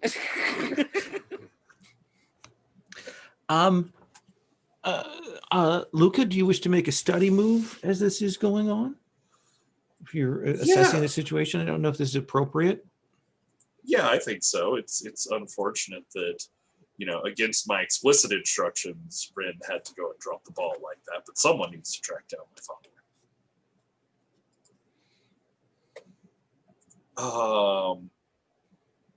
So we will go with water on this one.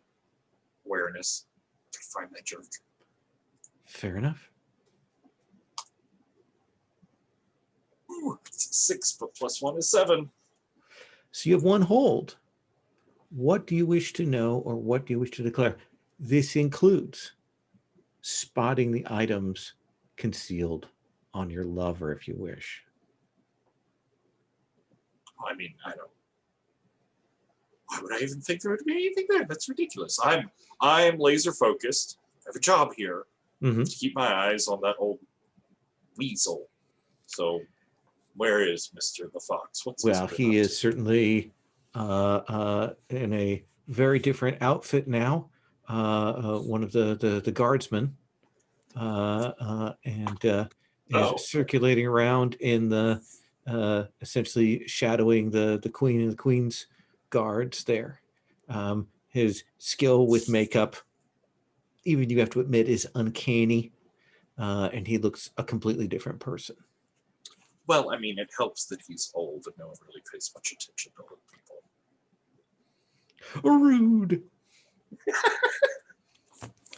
So you will see him. Let me cut away from you two, and you look up Captain de Montaigne, and you will see that there are a pair of lions that have pinned you in on this position and are moving towards you here. What do you do? Well, my initial thoughts are for the safety of Emily, since obviously someone has done something untoward with her. But also, someone has left all of these stakes lying around, and so he is basically with the tip of his sword flicking these stakes at the position of the lions in the hopes of distracting them so that he may get away. And if he can, if it works out, he will flip the stakes in such a way that they will follow them back into the cage. Well, this seems like an overcome action. Yes, let's see if my terrible luck holds out. We can only hope. I'm not sure how many more hard moves you have in you, Lowell. No, I have plenty of hard moves. I'm gonna find out. Let's see. Well, I think that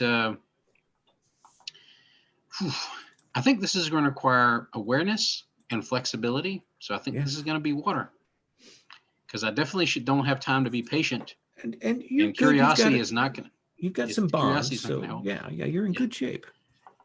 Yeah, we shall see. Okay. So that will be +2. Whew.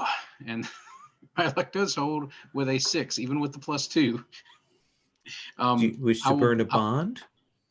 I will burn one of my bonds, and I think it will be. I think it's my concern with Emily that is fueling my desperation here. So I'll take it to a 7. So I think that you will flick this and flick it away and kind of toss it up, and one of the 2 lions goes, but the other remains and has clearly decided that you are the thing that it wishes to kill, and it begins to stalk forward at you, carefully cornering you, pushing you into this. Now what do you do? The stakes are all gone. Now it's just you and this lion. I think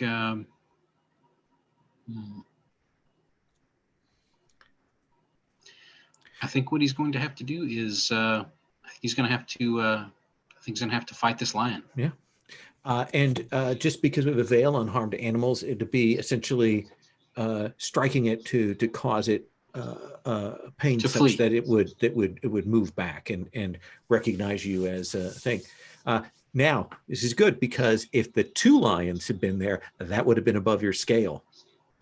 But with 1 lion and your ability and mobility, this is on your scale. So let us have you make that roll. Okay. That is with my element of water. Mm-hmm. And let's see. You got to be kidding me. Exactly the same roll again.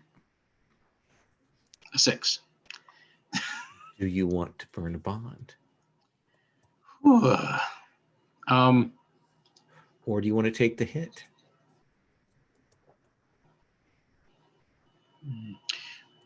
Wait a second. Let me. We're doing the dual move here, correct? Yes, you are. Okay.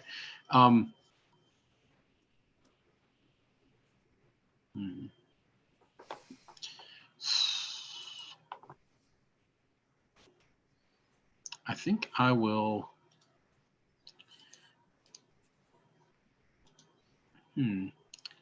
My 2 bonds remaining are with Luca, so I think I will burn one of those. All right. So that takes you to a 7 and 9. Do you want to win at a cost? Do you want to lose, which in case you mark XP, but you get +1 forward, or do you want to deadlock and reveal a detail or ask a question about them? I think I want a deadlock. Okay. So what does that look like? What is deadlocking with this lion look like here? And of course, there's lots of shots of you and then the lion and then you and then the lion, not really in the same shot. They're switching back and forth. So what do we see?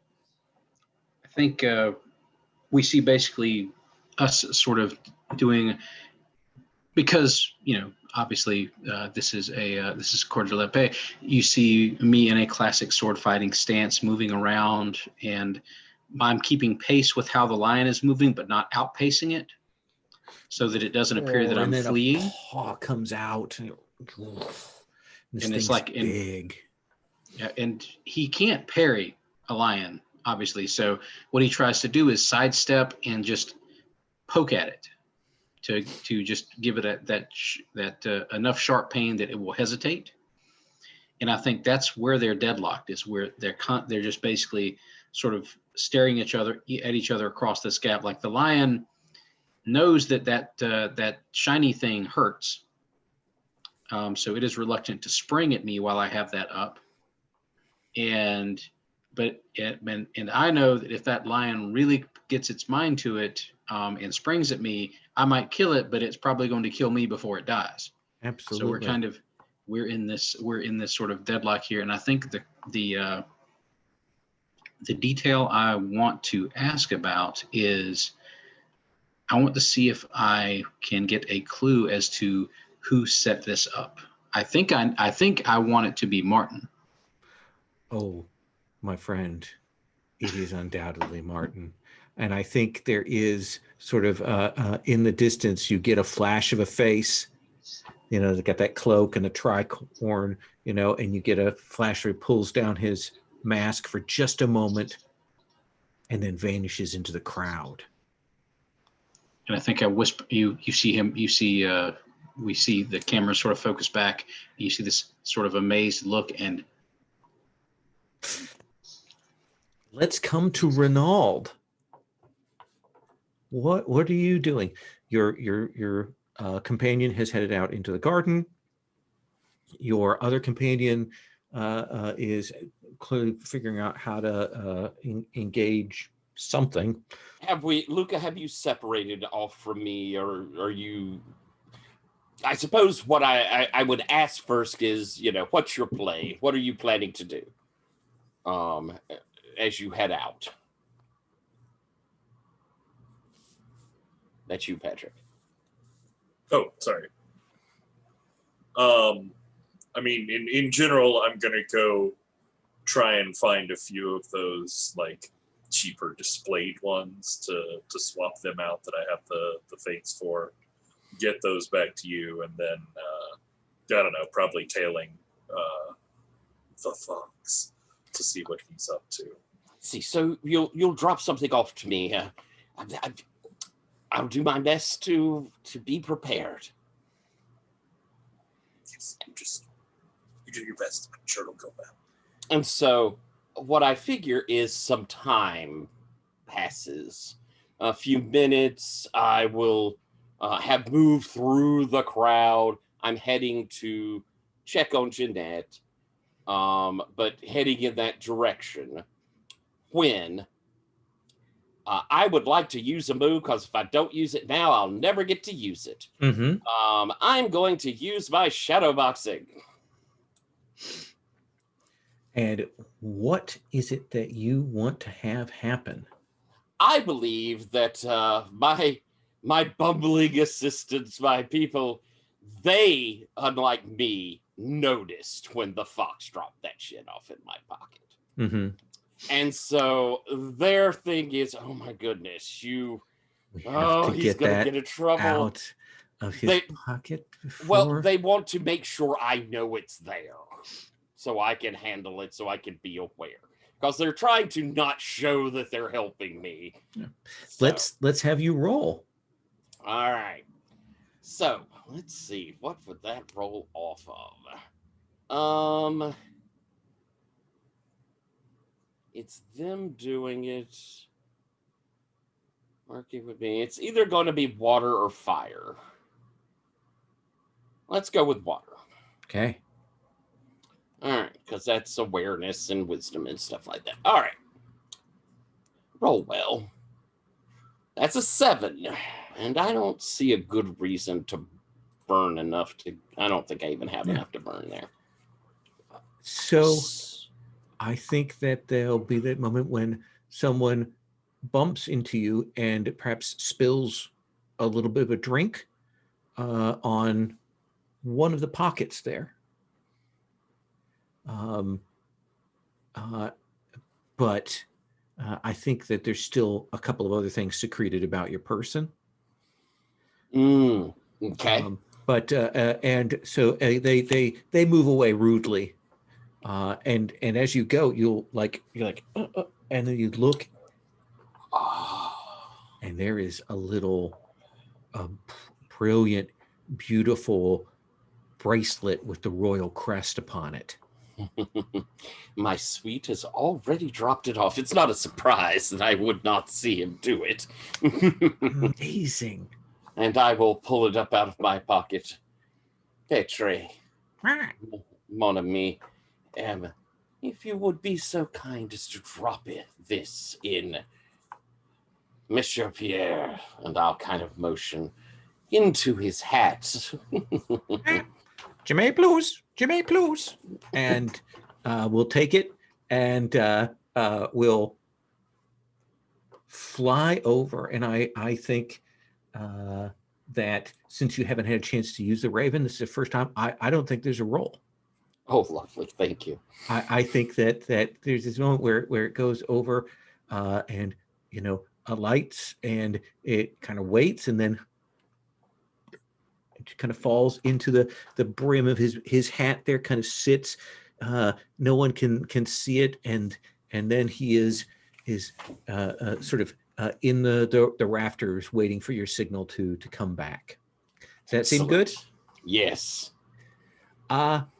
Luca, I think this is a simple overcome action for high larceny. Yes. Simple, easy, no problems. Steal, control, calculation. It's all about timing and just natural movements. You are a master at this. You would think. Yes. That's Snake Eyes +2, making a grand total of 4.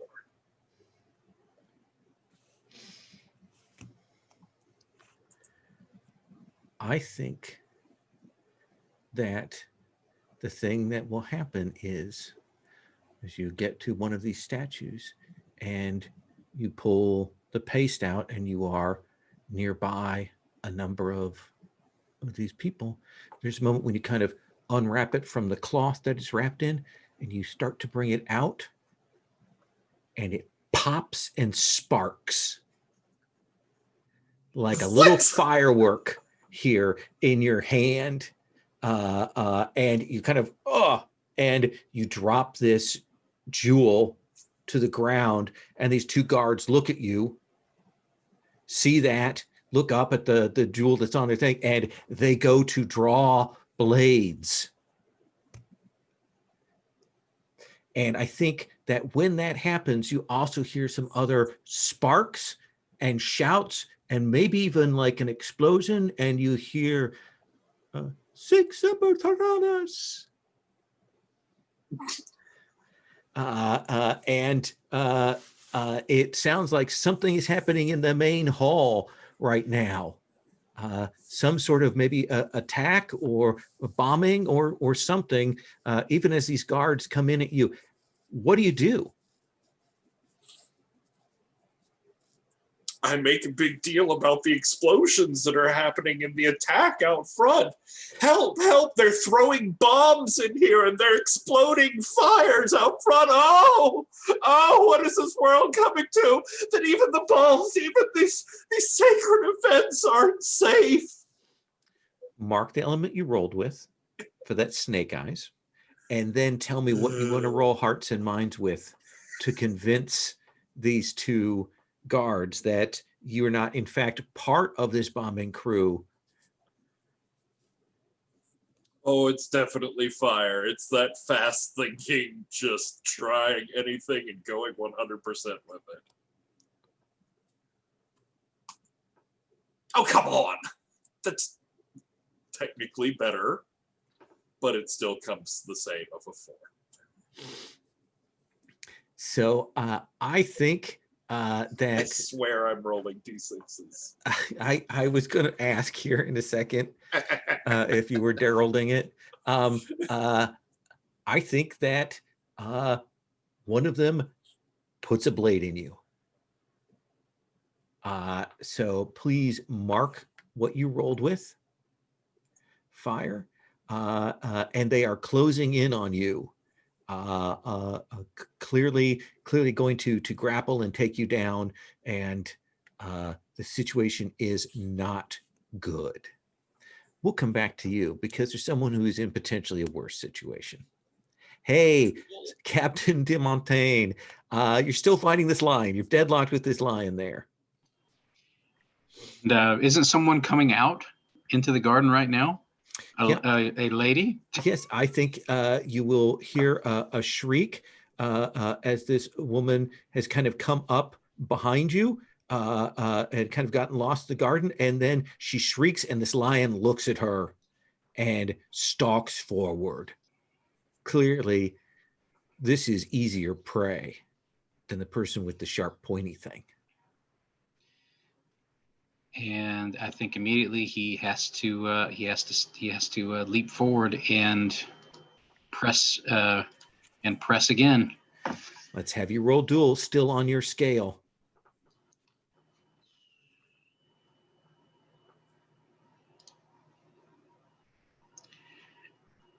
Wow. Hey, it's a different roll this time. It's worse, but it's different. Mm-hmm. That is a 5. That is a 5. So I don't have enough bonds with anybody to pull that up. So I think you leap to intercept even as that lion roars and leaps, and you see it smash into Emily, and she's knocked to the ground. And it tears at that dress, and you can see that she is bleeding, even as you hear the explosions and Sic Semper Tyrannis being shouted from inside. What do you do? Also mark your element that you rolled with. And I think that's going to throw me into an inner turmoil, number one, because now I have two conflicting duty and love. And so don't forget, you can always mark one of your 2 wounded boxes instead of marking an element. Yes, and I think that's what I'm going to do here. Okay. I'm going to take that first wounded box here. Which causes no penalties to you. And inner turmoil. The queen, your duty, your love.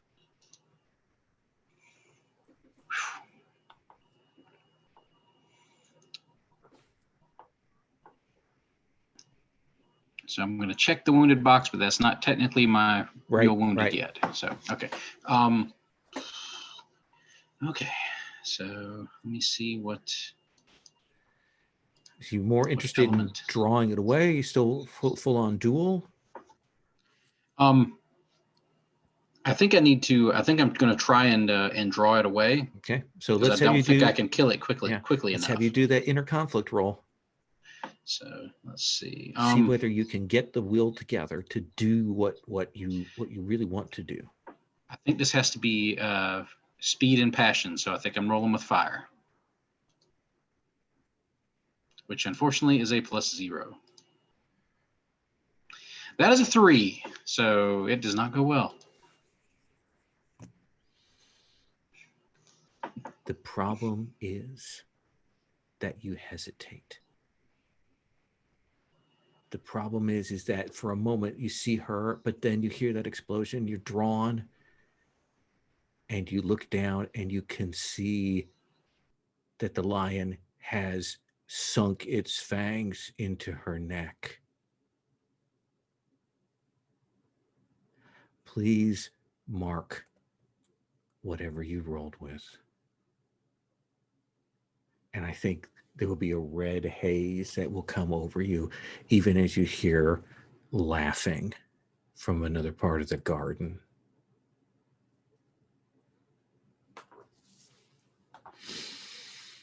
Renaud, where are you when the revolution begins? My gracious, this has taken a turn. Well, I suppose when the revolution begins, I am just getting to the exit towards the gardens, and I suppose kind of what the oh my. And you will hear from inside the garden a woman shriek and a roar and a man's cry out in anger, and then laughter. My, that's complex. And of course, Oh, oof, and well, woman in distress is always the first option. On guard! As I yell and run in there. okay, then I think you will rush into this scene, and you will see this lion mauling this woman. You can't tell who this woman is. It might well be Jeanette, but you will see Sylvan standing over like bloodied, and you see this other figure in the garden, and you see it's Martin, and you know, just know that he has set this all up. Shocuse! What do you do? Does she look dead? So, is your action to go over and check her? Is that what you want to do first? Is that your first thing? No, my first thing. Well, I mean, she's still being mauled. Yeah, right? yeah. You can't, and you don't know who it is. It might be Jeanette. It might be someone else. Right. And this lion is attacking her. Then yeah, my first action will be, because I mean, again, I'm not drawing a sword. I mean, Right. it probably wouldn't even come out. So I reach over and grab like a potted plant there, and just hurl it straight at the head of this lion. That is duel for you.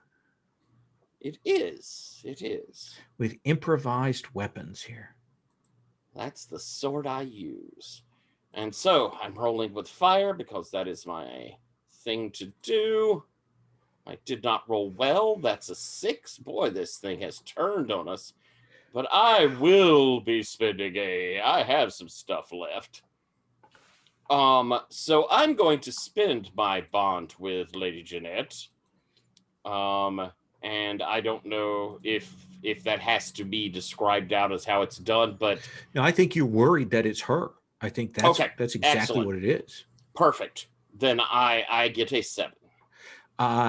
Do you want to win at a cost? Do you want to lose? Or do you want a deadlock?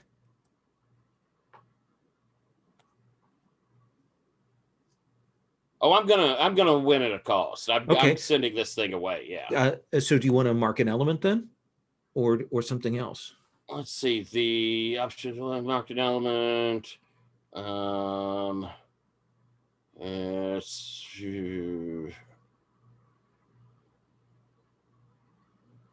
mean, it's cheap to say I'd like for the lion to get away because it will get away into the crowd. Oh, that's not as cheap then. I'll mark an element, but I get my choice on it. You get your choice on that. Yes. Yeah. Okay. Then yes, I'm going to mark an element, and I think I'm going to mark my wood because I'm pissed off at this. This has really made me angry. One of these big, heavy pots that, I mean, you don't even realize until you've thrown it just how heavy it is. And it does hit and shatter. And I think we see that lion like clearly startled by that and the explosions. And it makes the leap to run back to its cage. Back to home. And I think you see then Jeanette running over to the woman on the ground, and Jeanette is like tearing her dress and rushing to this woman's aid. My dear, see if you can help her. Sylvan, old man, are you all right? And I think Sylvan just is staggering over because he took a couple of swipes from the lion, I think. Yeah. And you He see him learned it. just sort of, he just sort of staggers over, and you hear him whispering, Emily, Martin, what? And he's just in this sort of stunned state as he's just sort of kneeling down next to Emily as Lady Jeanette is I'm guessing attempting to bind up as best she can the bites. Mm-hmm. Then I will grab you by the shoulder and just sort of wrench you back and slap you across the face as I say, bring yourself together, man. Martin has turned against La France. We must stop him. That sounds like comfort and support to me. That is exactly. What do you want to roll with? And then we're going to come to Luca. Yeah, so I'm rolling so I can help him. Is that it? Yep, exactly. All right. I think that's probably, that's reckless. And, I'm rolling fire. All right. Come on, roll well for once. That's an 11. Look at you. So, Broken the curse. Chris, you can clear an element or create a bond, and vice versa with that 11 plus. What do you want to do, Tyler? For me, I'm going to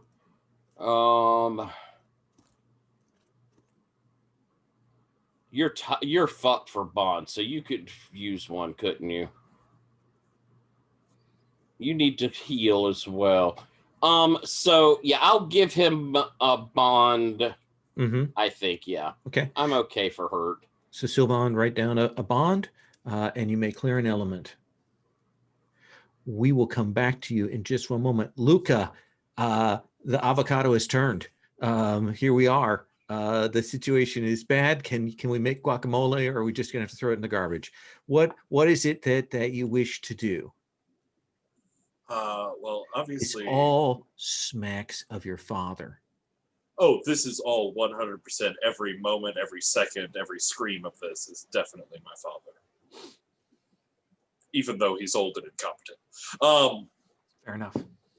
But I don't have the room, and I certainly, with a brand new hole through my torso, don't really have the inclination towards sword fighting at the moment.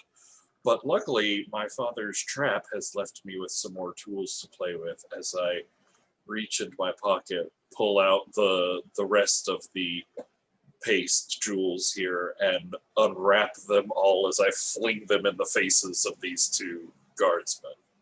That feels like deal with troops. Nice.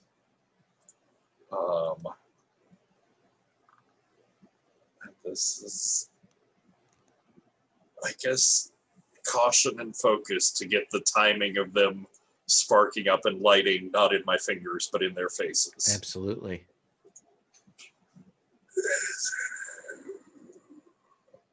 Ooh, it's a 9. That is a 9. So on a 9, absolutely. You throw it in their face and they fall backwards away from that. See, the 7 to 9 is you defeat them. The 10 plus is you look awesome doing it. Look awesome? But I should definitely look awesome. There's all these people around. Well, if you spent one more point off your nemesis clock, you could look awesome. Ooh, yes. I mean, have you seen this outfit? I have to look amazing doing this. It's like I'm doing magic. I have fire hands. And hits and so on. And you kind of stagger back, and there's that moment when you see in the crowd, and you see your father as the guardsman. You know what has happened. He's rushed to aid the queen. He's knocked the necklace off. It's been replaced. He's moving over towards you with that look of, you knew what was going on. That kind of trust thing there. As he moves, and then you see him go, and he kind of staggers a little as he's trying to move through the crowd. That's weird. And you will see there as he kind of walks, you see that there's a person who's kind of behind him in this, and you will see Guillaume Demont. And you see him move away, and the dagger sprouted in your father's back. God damn it, now I have to come and help him. And Guillaume has gotten this whole thing over on us. And he's probably walking away with the real necklace, which is what I was gonna do. He has most definitely got the necklace now. He stole my idea to wait until my dad stole it and then steal it from him. What do you want to do? I mean, I think it's just like instinctual. Like he turns to go run across the ballroom floor through this crowd and help his stupid dad up. I don't think there's a role for that, because you are giving up this treasure, and I do think he is like, his eyes are wide open. He was at like the height, and he was smiling at you with that look, and then all this craziness going here. The revolutionaries. What do you want to do with him when you kind of raise him up? Come on, you old fool! Help out! I'm trying. Where's the blade? It is still in me. All right, well, just hold up. It'll be 1, 2, and before he gets to 3, he will pull it out. And that famous nose for trouble of yours. And the two of you are kind of moving at the outskirts, that even as there's a hue and a cry going on the floor, and you kind of, he says, the garden, we can get from there up to the balconies, and we can get out.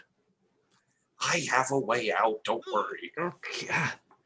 And the two of you will begin to move towards the false wall.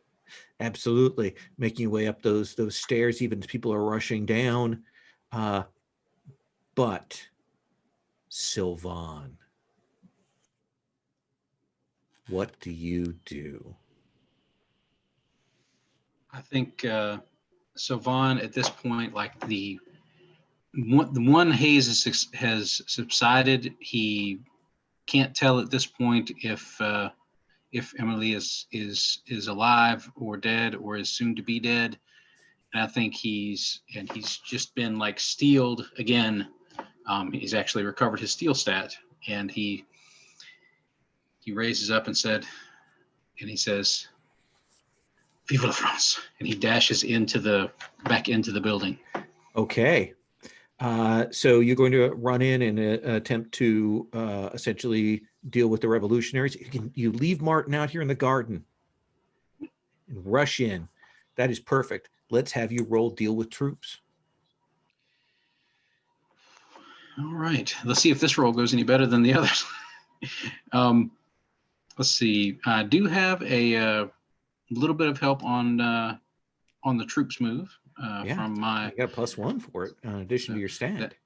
So that will help. I think with this, he is trying to manage the troops in a calculated manner. So I think that's going to be steel. That's going to be a 7. So he's messy and mean about it. Like before, he would have made it pretty. What do we see in here? There are some of the decorations. These things are incredibly flammable. They've gone up. There are revolutionaries trying to push through some of the guards, and they're pushing over towards the queen. What do we see you do? How do you look good on screen? I think it's not necessarily he's not really looking good. What he's looking is brutal. Okay. Before the flourish is gone, this is just like nasty, like cuts across the throat, cuts across the belly. He's putting people down messily, meanly, and just leaving an absolute mess behind him. So this is much more like Brotherhood of the Wolf and the Musketeer, and the sort of the more modern takes of the Three Musketeers, where they are just sweat and brutal, and we see you cutting through them. Renaud, Martin is moving up, and he says, "You should go now, Renaud, and that woman as well." Martin, regardless of your intentions, I'll look down to Emily. What you have done here is unconscionable. You are not the friend I once had. And I'm going to reach inside of that waistcoat, and I'm going to pull out where I have this rather small Derringer type gun. Just, it's a click. And raise it up. My friend, you should run.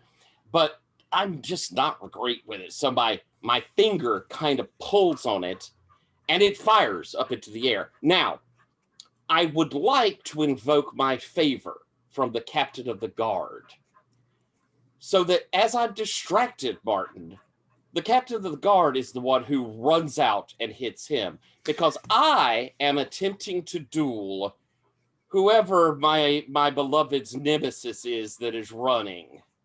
That's who I'm dueling by firing up into the air. I see, but you don't know where they are. I do accidental fighting. Interesting. I think you can deal with one or the other. I'm going to give you that choice. Make this choice hard for you. Yeah.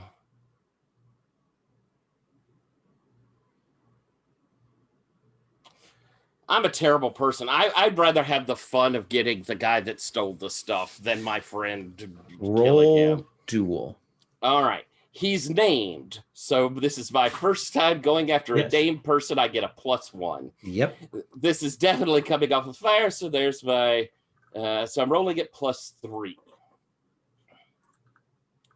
9, 12. Let me suggest this, that I think we see him moving through the zoo and the gardens. And I think we see him making his way. And I think there is that moment where you fire and it's loud. And we see him stop because he's looking like, who shot that? But I think that's the point at which we see the cat's eyes caught by the torchlight there. And he hears the growl. And then we see him knocked down by this beast. Not going to be dead. Okay. Does that work? Yeah, yeah. Or what did you want? I like idea maybe of Cat there, and he kind of turns to run. But where my shot has gone up, it's hit one of the little ornamental sort of things there on the roof. So as he turns to run, as the cat leaps, it falls there between them. Cat goes sprawling to one side. He goes sprawling to the other as the necklace goes flinging well up into the air. With a 12, I think that is more than fair. And lands in some shrubbery to the side. Absolutely. You did not deal with Martin, though. I did not. I told him to run as I fired in the air, but... Please mark an element. He stabbed me? Yes. Well, I think that as he stabs at me, Pitre comes in and swings in, deflecting his attention as he waves up there. Perfect. Pitre drives back. He cuts at it. There's some feathers. Pitre goes away, and he pushes him back, and he looks at you again, and he like, one more chance to leave. Luca, do you wish to escape with your father? Yeah, we head up towards that false wall. I think I grabbed like a stone urn or something and just bust through a corner of it and head into this slightly charred corner of the palace. You said it overlooks. I think you mentioned zoo, like garden, this yes, racetrack and the garden. Oh, weird. Yeah, I did mention that it overlooks this. So do I get like a overhead view of what a Martin creeping forward? Or? I'm going to have you make a study roll, because I'll let you ask some questions. You'll definitely see Martin approaching your beloved.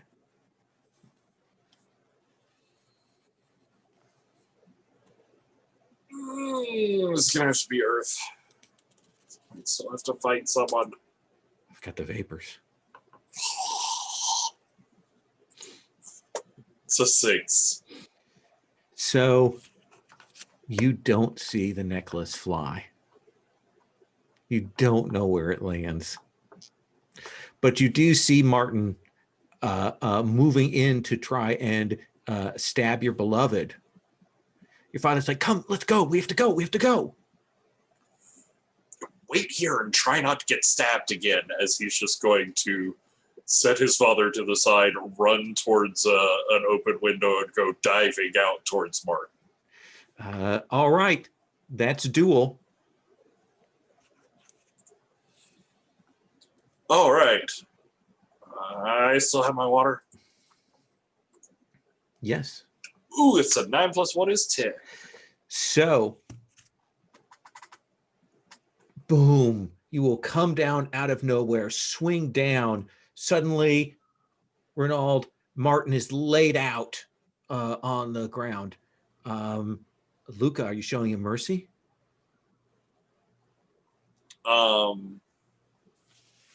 This man clearly trying to strike at your beloved. My love, no. Okay, fine. I think, yeah, I was about to just casually be done with him because no one comes at my Renault like that. But I think the sword breaker dagger, this like big, heavy bowie knife sort of thing, stops just like an inch from his throat. And he's kind of, but I think you look up and you see this figure covered in blood. Just kind of steps out of the darkness into the torchlight. And it takes you a second to realize that it's Sylvan,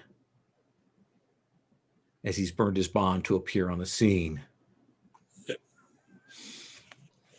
Nice. And I think just gritting his teeth, he'll instead turn the knife around and just punch Martin in the side of the head with the hilt and knock him out and leave him there on the ground.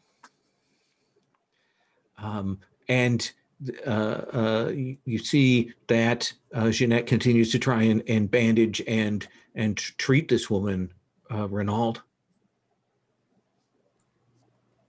Well, what is Sylvan doing? Is Sylvan doing it here? Let's see. Sylvan, Martin is laid out on the ground in front of you. You see Luca get up and kind of step back to Renaud. I think he stands over just the blade in his hand, bloody and quivering, like just above Martin's throat. And I think he hears a noise from Emily.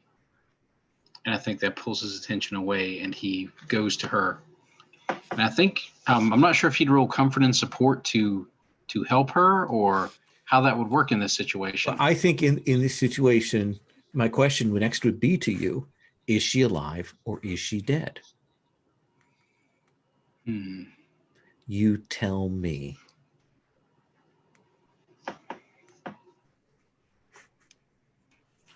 Is this a tragic ending or is this at least a redemptive ending? Tragic ending is really tempting, but we've had enough tragedy with that dice roller tonight. Yes. I think the noise was her gasping his name, and that pulled him away from what he was about to do to Martin. And And he Jeanette, goes to her side. yeah, Jeanette says, put pressure here, please, please, please. My father is a doctor. I know how this works. Please, please. If we do this, she will survive. And he does that. Just sort of, just sits there holding it, just, dripping his own blood, other people's blood, maybe a little bit of lion blood. Like there's no telling. He's just an absolute mess. Renaud. I look, my dear, we might should leave. Yes, that would probably be I just have to let you know, in the spirit of full honesty, I have been slightly stabbed. Oh dear, then yes, we must get you tended to. Come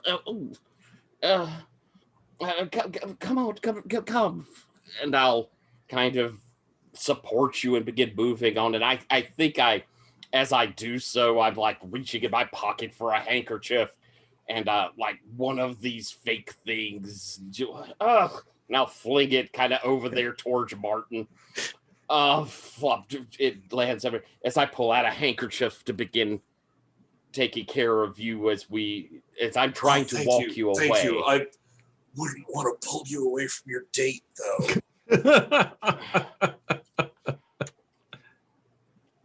It is so endearing to see you jealous. And I think we see you fade into the crowd there, even as we see the fox up on the rooftop, like he's going to look down and say something, but he goes off. And I think we have to go to epilogues here. Sylvan, what is your epilogue? What happens in the wake of this? Well, I think there are a lot of back and forth finger pointing about who allowed the revolutionaries to get this far. I think the Musketeers themselves have been at least a little insulated from it, because literally everyone in there got to see me just carve a bloody swath through every revolutionary in the building. And the main revolutionary was lying outside unconscious near where I was found, trying to save one of the other guests' life. So I think more of it went on to the general guard, which maybe Marino got a little bit more than he bargained for there. Yeah. And I think we see, as the final scene, I think we see Sylvan and sitting by Emily's bedside as she's recovering, and he's been cleaned up a bit, but he's still rather beaten up himself. Like the bruises from the lion paw swipes are now like in full bloom, like across the side of his head. Yeah. And he has to like sit a little bit to the side because he's taken a nasty shot across the torso, and he's holding her hand, and he says, "I'm sorry about Martin. When they apprehended him, there was nothing I could do." And let me ask you this. Do you take the Cardinals livery? Do we see that here? I think we do. I think ultimately you see, like, as he's sitting in there and he goes to pick up his jacket when he steps outside for a few moments when they come in to like change the dressings and things like that. And we realize that it's his jacket. Yeah. We're like in a religious hospital. Like clearly the Cardinal has brought her here as another token to try and draw you into his web. And we see the fine markings of the captain of the Cardinal's guard there. Ooh. Luca or Renaud, who wants to go first? I can go. You want to go first or me? I'll go first. I have a fairly simple one. Okay. So I think this is later on that evening. It's back at my rooms above the very fancy establishment / brothel. And I think it's a sort of like tender tending to wounds scene. It's Luca and Renaud, and Luca is there, of course, with his shirt off and his very attractive looking torso, now wrapped up in bandages, so you don't see the grisly wound, but there is some blood soaking through. He's sort of like laying back on his bed, trying not to move too much, saying, well, I've had better evenings, but at least it wasn't a total waste. He reaches over to his jacket, which is sort of stained with blood and piled on the bed next to him. Reaches into the pocket and pulls out the beautiful sapphire ring the queen had given him. And it has just a moment to sparkle gloriously in the candlelight before it sparks and explodes in flame and smoke.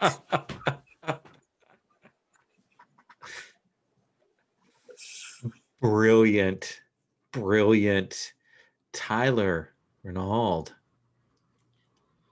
I think we see this bird's eye view coming from the palace, looking across Paris, the lights, the candles, as it sweeps across and down the streets until it comes towards a well-lit, if perhaps scarlet-colored establishment, heading towards a window.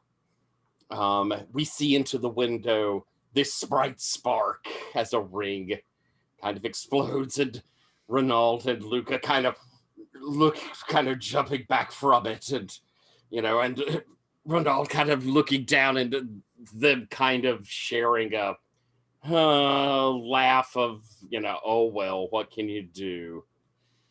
As in through the window, Petre comes and kind of lights on the shoulder of Renaud and lets drop a necklace into his hand. And as he looks down,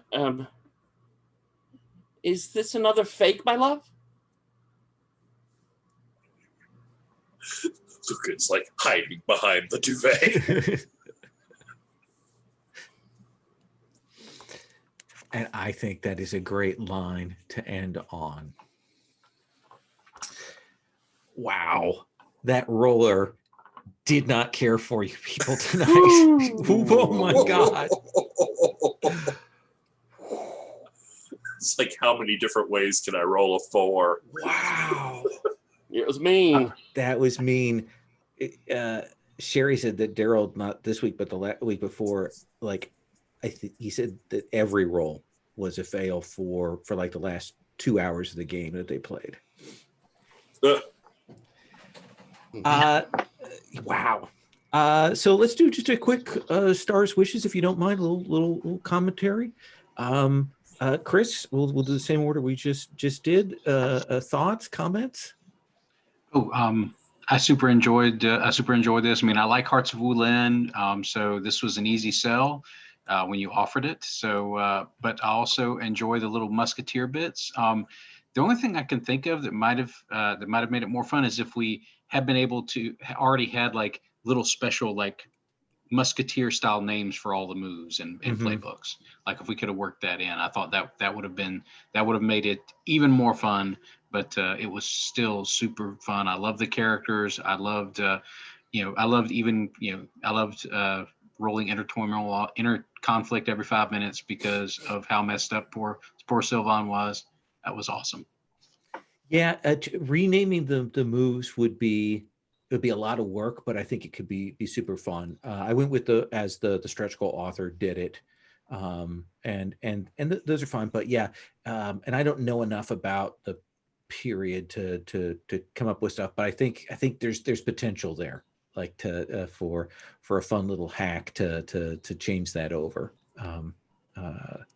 Good. I'm glad you liked it. I'm glad we got kind of an almost complete story for you too. So I was very happy with that. That was super good, and I loved Luca. I loved Renaud, and I loved the just how petty all of the court stuff was. Like, oh, that was so good. And the twist with Martin, chef kiss. That was good stuff. Well, and I want to say that came from you kind of making that suggestion to tie in with Tyler. That made that have a lot more resonance at the beginning. I thought that was a nice, you two working that entanglement in that way. Tyler, thoughts, stars, wishes? Oops, sorry. I thought Patrick was next. Oh yeah, let's you're see. right. I'm sorry. I go ahead. So wishes. Obviously, I kind of wish we'd had another session or two. Mm-hmm. Because the story could have used a bit more filling out. However, you know, I'll come to stars in a minute to conflict that. But hang on, I do want to give for wishes on like system. I always enjoy what Hearts of Wulin does. As a wish on what we had here, I kind of wish, and this may come back to the more time in play. Sure. I kind of wish that we would have seen a little advancement in there. There's so much stuff that can help you. Like we had all those inner conflicts. Chris very well may have come close to an advancement. I would have loved to have seen one more thing out of my character.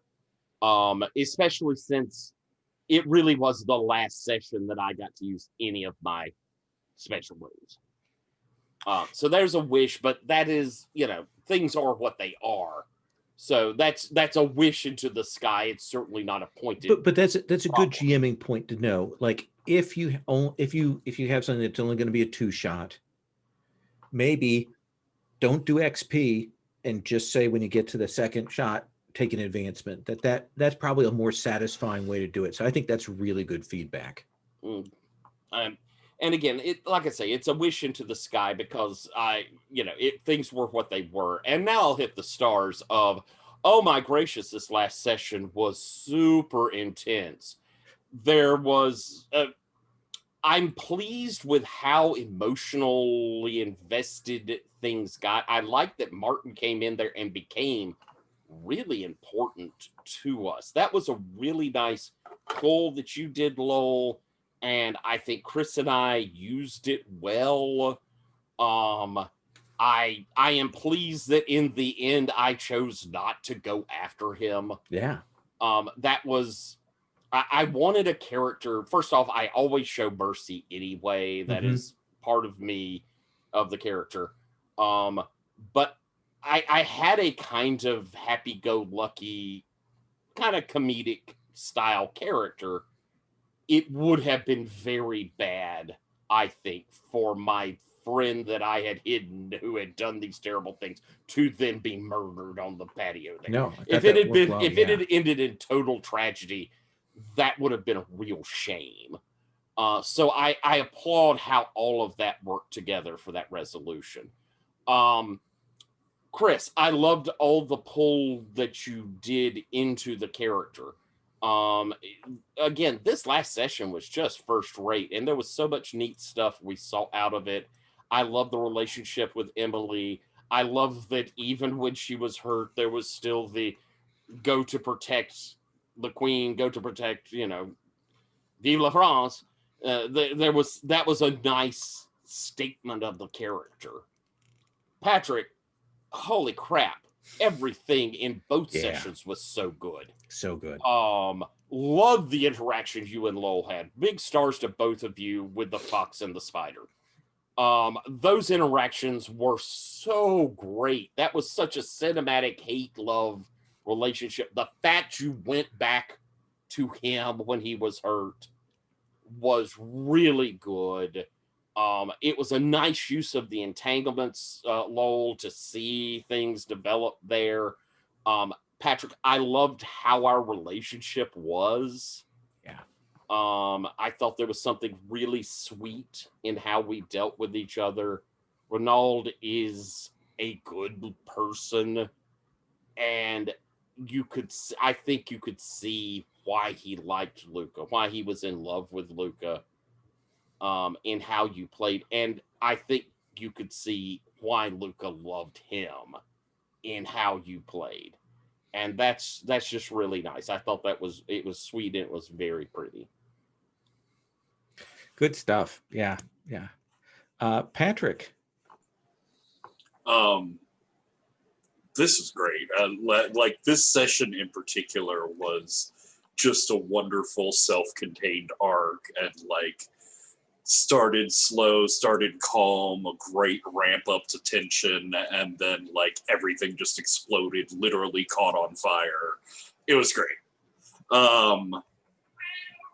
The like looking at the system, the only thing I found myself sort of unsure about was, and I can't put my finger on why, but Sure. the inner conflict in this setting felt a little less easy to go to as a player thing. You did a really great job of setting up external forces that specifically pushed people into situations for an inner conflict, but I'm used to with Hearts of Wulin, like everybody at multiple points going, oh my god, I need an inner conflict right now here for something unexpected. Mm-hmm.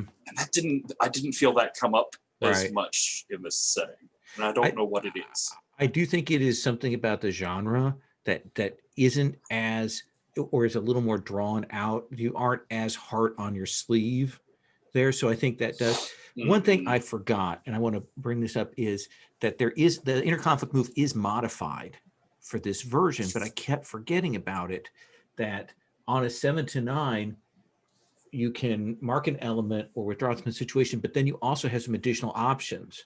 You can overreact and escalate, you can embarrass yourself socially, or you can create a misunderstanding. That's an add-on. We modified it for this setting to allow a different set of sort of vents for players. I do like that set of outcomes. That's on me. I completely spaced that because I was just running standard Hearts of Wulin in my head. So I think if I brought that in, we would have had a little more dynamic with that. It would have made those inner conflict roles. We still might not have had them, like you were saying, as much, but maybe we would have had a little more dynamic reaction when those occurred. But that was the only thing that sort of caught me up, is like, oh, I wish this had gone a little differently. I like the setting. It was super fun. Like the Hearts of Wulin entanglements really worked well in this setting. It's interesting to see a like carefree swordsman side rather than the base Wulin, which is very like, there's a lot of weight and consideration to the fights in the swordsman side. And there were definitely some emotional fights in this, but you know, for the most part, it had that sort of musketeering, lighthearted feel in a neat way. I will say I also love the Fox and all the interactions with him, and the obtusely complicated plans on plans on plans. Was just wonderful. Loved the little like side thing with the queen there. That was great. Tyler, I think we mentioned when we set it up, like we've never actually played a pair of characters who are in a relationship before, and it was fun to play that. Really fun, and I loved really how fun, yeah. not like, it's not like Renaud was naive or dumb exactly. It's just he was constantly looking at the most positive or optimistic reading or outcome for any situation. And it was very endearing of him. And I love the whole like tension with your date for the evening, that whole thing. Chris, I kept trying, and you know, the story, no regrets, but the story was very interesting and kept keeping me away from you. But watching your story as a viewer was just deeply compelling. You know, there was a lot of frippery and court nonsense and sort of social maneuvering going on in the background, but you had an actual serious story, like a blooming love story, and this like tragic accident and this betrayal. Like, it was really good and also very much of the time and of the genre. So it was great to see that other side of the story. This was great. I could play more of this game. I could play more of this setup. Like, I definitely want to know another go at the stupid old fox, because I can, without outside interference, I can prove definitively how inferior he is to me. I want to agree with all of you on everything. It was really, really good. Chris's arc, you took it from throughout, and you worked with all the materials, and especially both Patrick and Tyler, how you use that Jeanette NPC, I thought was really great and dynamic. It was just so good, so good. So really kudos all around. I am going to stop recording. Where's my mouse?